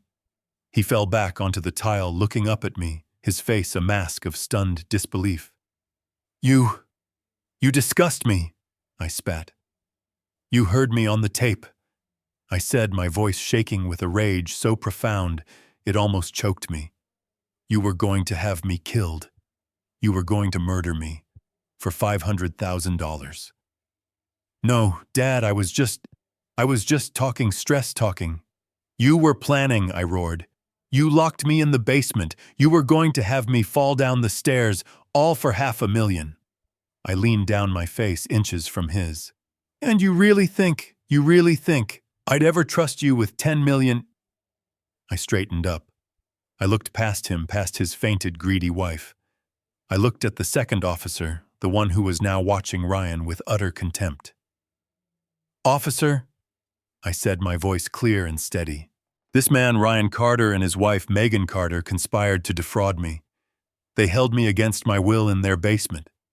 And, I said, pointing to the camera on the mantel, I have them on video planning my murder. Please, I finished, arrest them. Ryan's face collapsed. The begging stopped. The mask was gone. All that was left was pure animalistic rage. No, he screamed, scrambling to his feet. You can't! You old bastard! You can't do this! That's my money! He lunged. Not at me. At the officer. It was over in a second. The officer was younger, faster.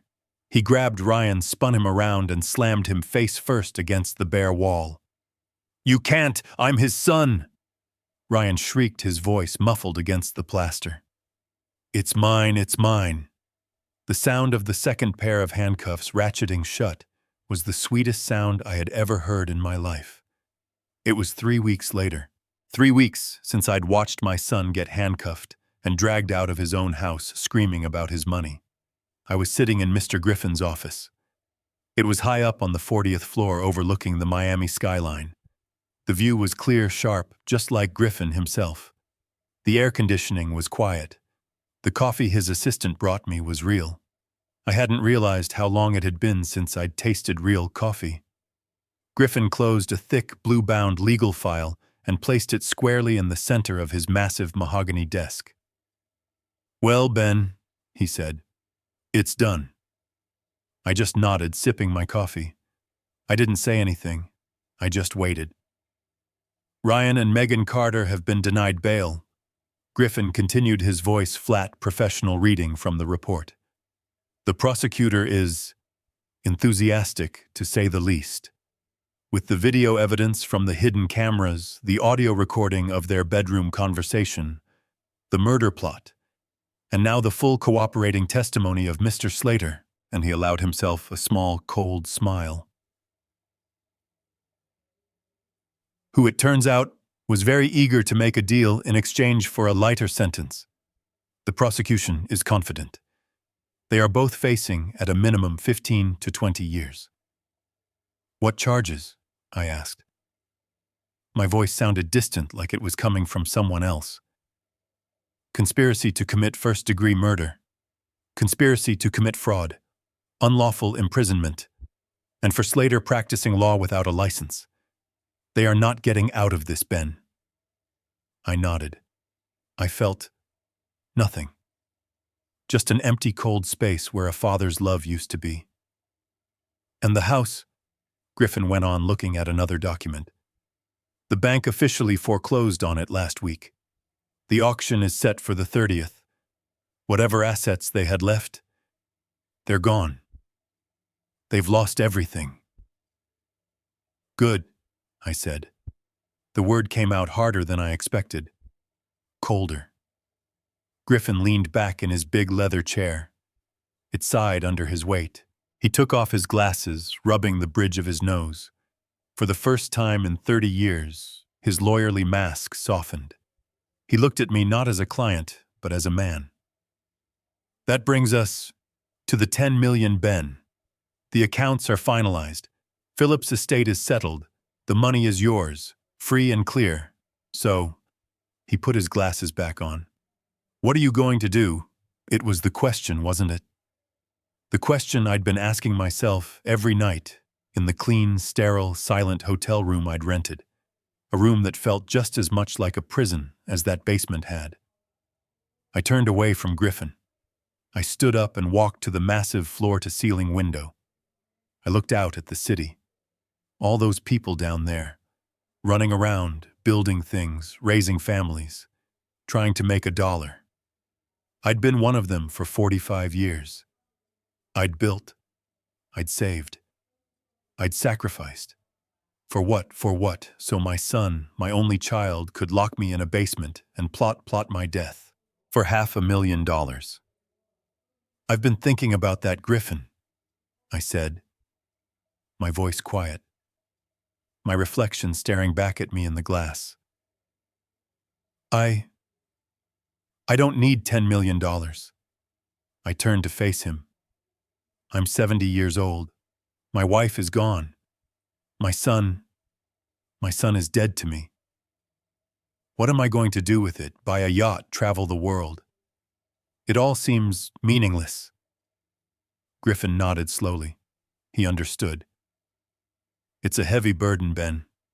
Money you didn't ask for arriving at the worst time in your life. It's not just a burden. I said, the truth of it finally hitting me. It's cursed. It's the money Philip left me. It's the money Ryan thought he had. It's the money they were willing to kill me for.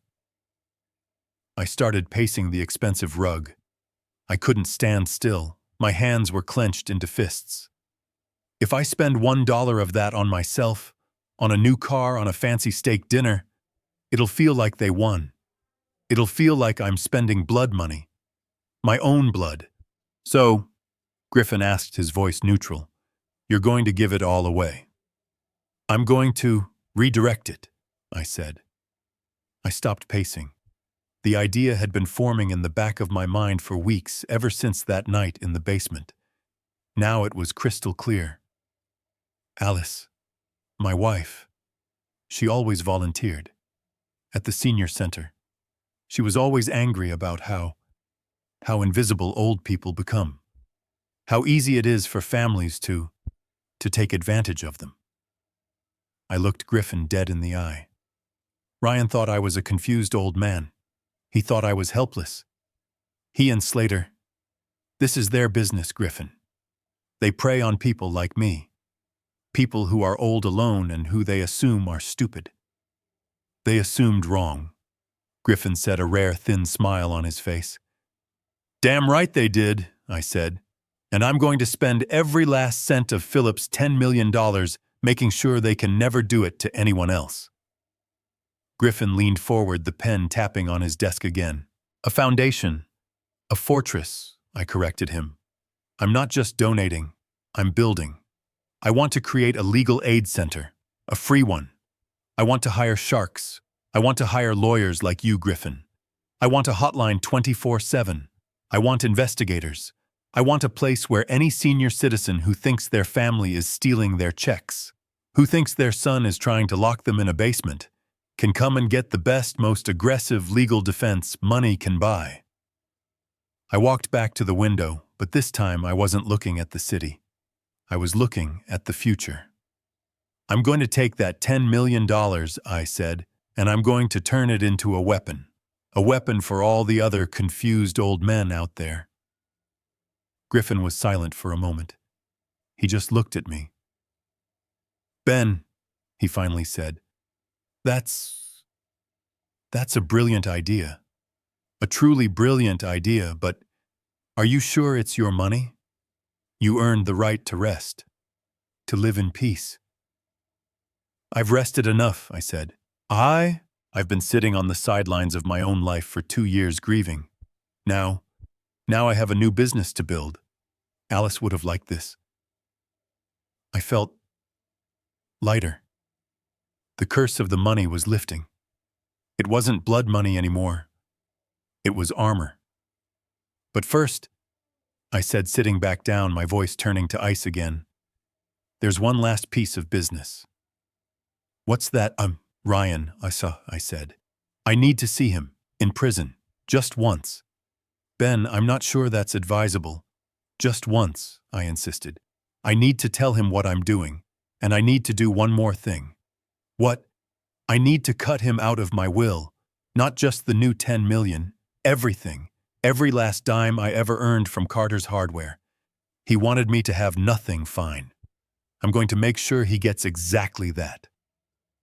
Griffin arranged the visit. I didn't think they'd let me, but apparently a father seeing his son before a major trial. It was a courtesy. A courtesy I intended to use. 2 days later, I was walking through a series of buzzing, electronically locked steel doors. The air inside the county jail was cold. It smelled of bleach, stale sweat, and something metallic, like despair. I was led into a long room filled with small partitioned booths. Thick, smeared plexiglass separated us from them. I sat down on the hard plastic stool and picked up the heavy, greasy black telephone receiver. I waited. I watched other families. A young woman crying silently as she held her hand to the glass. An old mother looking just as broken as I felt trying to speak to a son who wouldn't look up. This was a room of broken things. A door buzzed on the other side. And he walked in. My breath caught in my throat. It was Ryan, but it wasn't. The man who walked in wasn't my arrogant, well-dressed, confident son. He was a shell.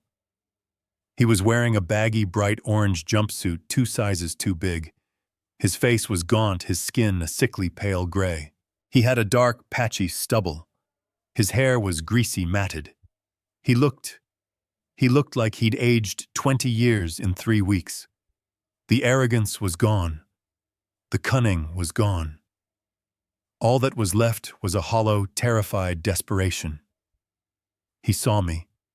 His eyes, the same eyes Alice used to say were my best feature, widened.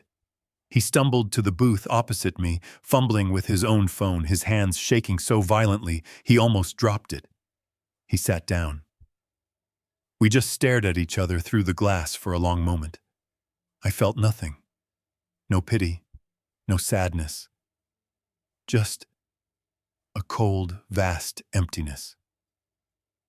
"Dad," his voice crackled over the line. It was a rasp. He swallowed his Adam's apple, bobbing. "Dad, you came." "I came?" I said. My voice was steady. Tears instantly welled in his eyes.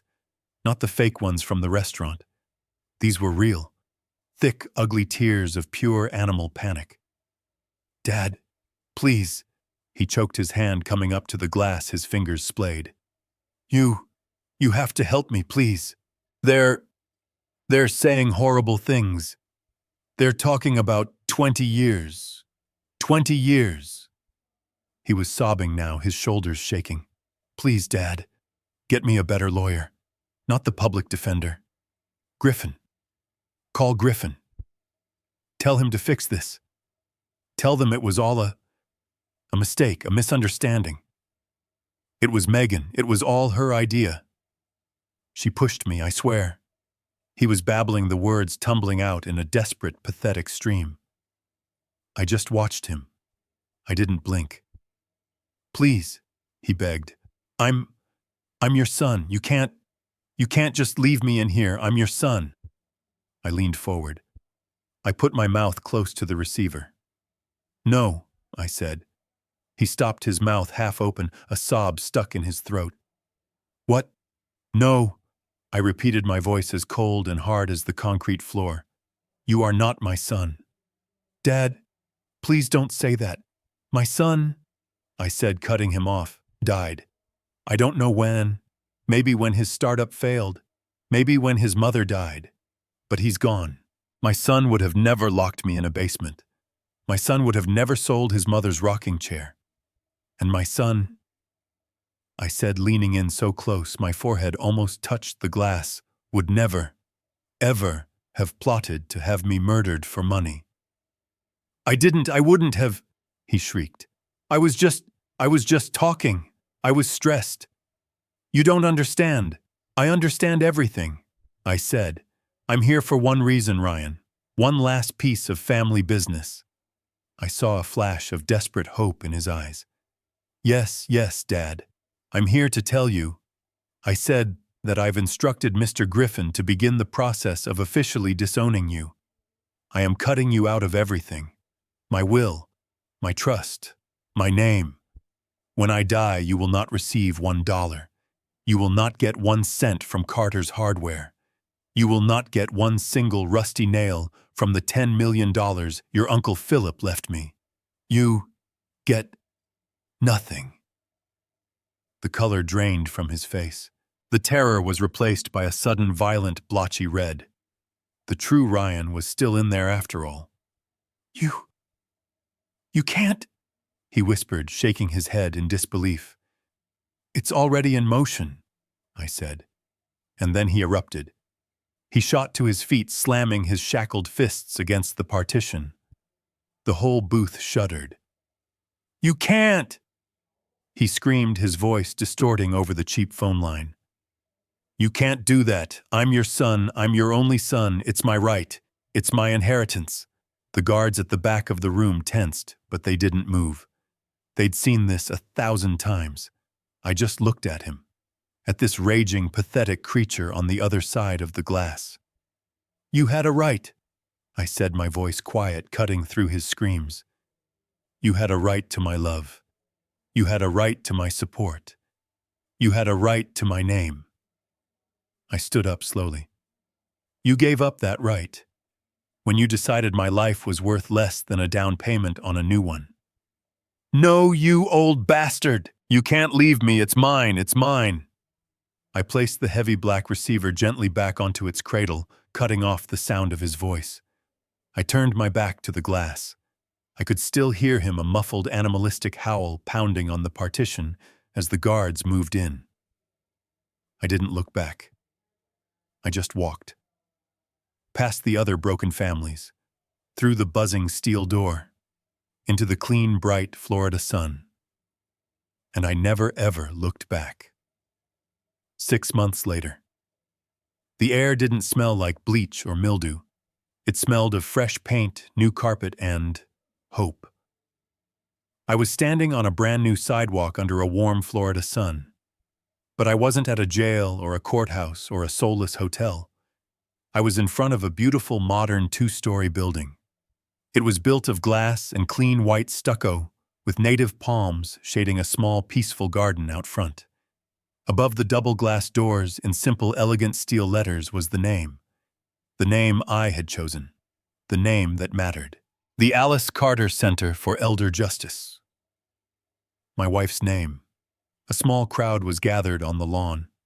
A few local news cameras, some city officials, and most importantly, a front row of faces my age. Seniors from the community, people I'd met in the last few months, people who had heard my story and shared their own. Mr. Griffin stood beside me, beaming. He wasn't my lawyer today. He was the chairman of the board. He handed me a comically large pair of gold-plated scissors. A young reporter from the Miami Herald held a microphone up to me. Mr. Carter, people are stunned. $10 million, an entire inheritance. Most people would buy an island. Why this? I looked at her.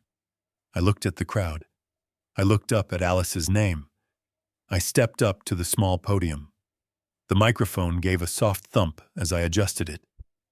A few months ago, I said, my voice steady, clear, carrying in the warm air. I was a different man. I was a man who thought his life was over. I was a man who had lost his wife and had lost his son. I was a man who was told he was confused, helpless, a burden. I saw some heads in the front row nod. They knew this story. They had lived their own versions of it. And then, I continued, I was given a gift, a significant gift, $10 million, and I had a choice. I paused. I looked at the building, my building. I could have taken that money and disappeared. I could have bought that island. I could have lived out my days in quiet, wealthy, lonely luxury. But my wife Alice, she taught me something. She taught me that what you have is meaningless compared to what you do. So I decided to do something. I used the entire $10 million, every last cent, to build this place. I gestured to the glass doors behind me. I built it because I realized a true legacy isn't what you leave to your children. It's the safety and dignity you create for your generation. And the reporter was scribbling frantically. My son. He saw me as a target. He and his partners, they have a business. Their business is preying on the elderly. They bank on us being isolated. They bank on us being trusting. They bank on us being too confused to fight back. Well, I said, my voice rising, I am not confused, and I am not helpless. And starting today, neither is anyone else in this city. A ripple of applause started, but I held up my hand. This, I said, is the Alice Carter Center. This is not a charity. This is a fortress. Inside these walls are the most aggressive, ruthless elder fraud lawyers money can buy. Lawyers hired from Mr. Griffin's own firm. We have a 24-hour hotline. We have private investigators. We have forensic accountants. I looked directly into the news camera. So, this is a message. To any son or daughter who thinks they can get their parents to just sign a little form. To any consultant who thinks they can steal a life savings. To anyone who thinks they can lock their father in a basement. We are waiting for you. We are watching you. And we will find you. And we will use every dollar of this $10 million to bring you to justice. I took a deep breath. My old life, it was built on hardware. Steel, concrete, things you can buy and sell. My new life, this new legacy, is built on something stronger. It's built on justice. Thank you. The applause was loud.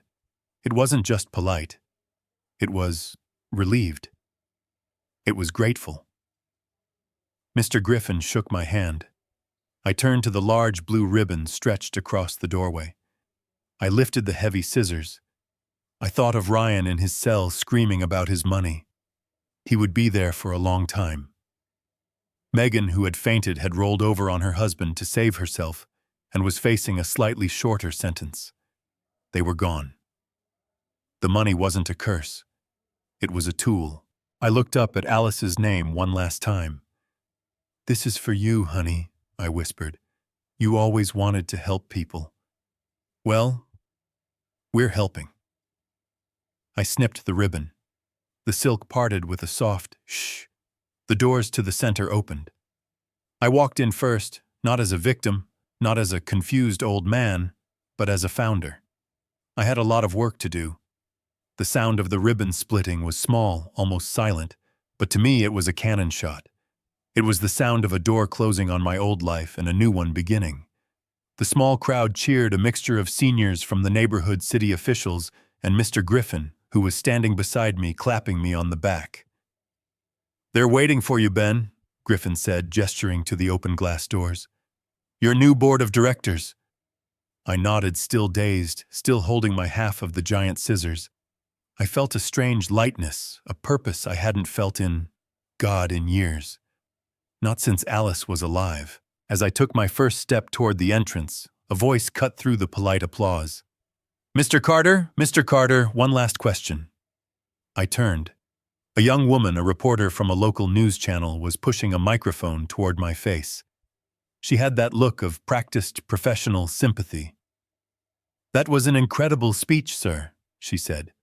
"And what you've built here, it's inspiring. But I have to ask the question everyone is thinking." I stopped. I knew what was coming. The last 6 months had been a public circus. Father hands son to police. The Carter conspiracy. I was the old man who had put his own son in prison. "You're a millionaire," she said, "but you're alone. You've lost your only son. You put him behind bars. Do you have any regrets? Do you regret losing him?" I looked at this young woman. She was just doing her job. She saw the world in black and white, good and evil, family and strangers. She couldn't understand the gray. She couldn't understand the rot. I felt the crowd go silent. Everyone was listening. Griffin took a small step toward me as if to shield me to end the interview. I put a hand on his arm. "It's all right, Griffin." I turned back to the reporter. I gave her a smile. It wasn't a happy smile, but it wasn't a broken one either. It was a tired smile, a peaceful smile. "That's a fair question," I said, my voice quiet, but the microphone picked it up perfectly. "You're asking me if I regret losing my son." I looked up at the sign above the door, at Alice's name. "I lost my son," I said, my voice clear and steady. "A long, long time ago. Long before I ever made that phone call. Long before I ever bought those cameras." The reporter looked confused. "Sir? I think," I continued. "I lost him the day his mother died. And he started asking about the value of her jewelry instead of sharing stories about her life. I think I lost him when his business failed, and he learned how to blame me for his own mistakes instead of learning from them. I lost him every time he and his wife looked at me, not as a father, but as a bank account, as an obstacle they had to wait out." I took a deep breath. The air felt clean. What happened 6 months ago, that wasn't me losing my son. That was me finding out he was already gone. That the person who looked like my son was just a monster. A greedy, hollow stranger who was willing to have me murdered for $500,000. I saw the reporter wince. It was the truth. It was ugly, but it was the truth. "What I regret," I said, "is not seeing it sooner. I regret raising a man who valued $1 more than he valued a life. That is a failure I will have to live with every single day for the rest of my time on this earth." I gestured to the building behind me. "But this is how I make it right. This is how I try to fix my mistake." "But he was your only family," the reporter pressed, still not understanding. "Now you have no one." I looked past her. I looked at the dozens of old faces of seniors all watching me. Some were smiling. Some were crying. They were all nodding. They understood. They knew what it felt like to be invisible, to be seen as a burden. "You're wrong," I said to the reporter. "I have found a new family. I've found hundreds of fathers, mothers, grandfathers, and grandmothers, all right here in this city, who are being told they are confused, who are being told they are a burden, who are being locked in basements emotionally or physically by the people who are supposed to love them." I turned my back to the camera. I turned my back to my old life, to the pity, to the scandal. "They," I said, my voice loud enough for everyone to hear, "are my family now." I looked at Mr. Griffin. He smiled and held the glass door open for me. "And I have a lot of work to do." I walked out of this bright sunlight and into the cool, quiet hallway of the Alice Carter Center. I walked past the reception desk, past the new offices where our lawyers were already taking calls. I didn't look back. The last thing you see is the camera holding on those steel letters. The Alice Carter Center for Elder Justice. Then, a slow fade to black. This story is a painful warning about greed and elder abuse even from one's own family. The protagonist, Ben, was betrayed by his own son, who saw him not as a father, but as an asset to be exploited and even conspired to murder. The lesson is that love and trust must be built on respect, not defaulted by bloodline. It shows the power of trusting your instincts and the importance of seeking justice even when it means standing up to your own family. If this story touched your heart, please hit the like button. Subscribe if you believe true family is about respect, not just money. And let us know in the comments. Have you ever had to test someone you loved?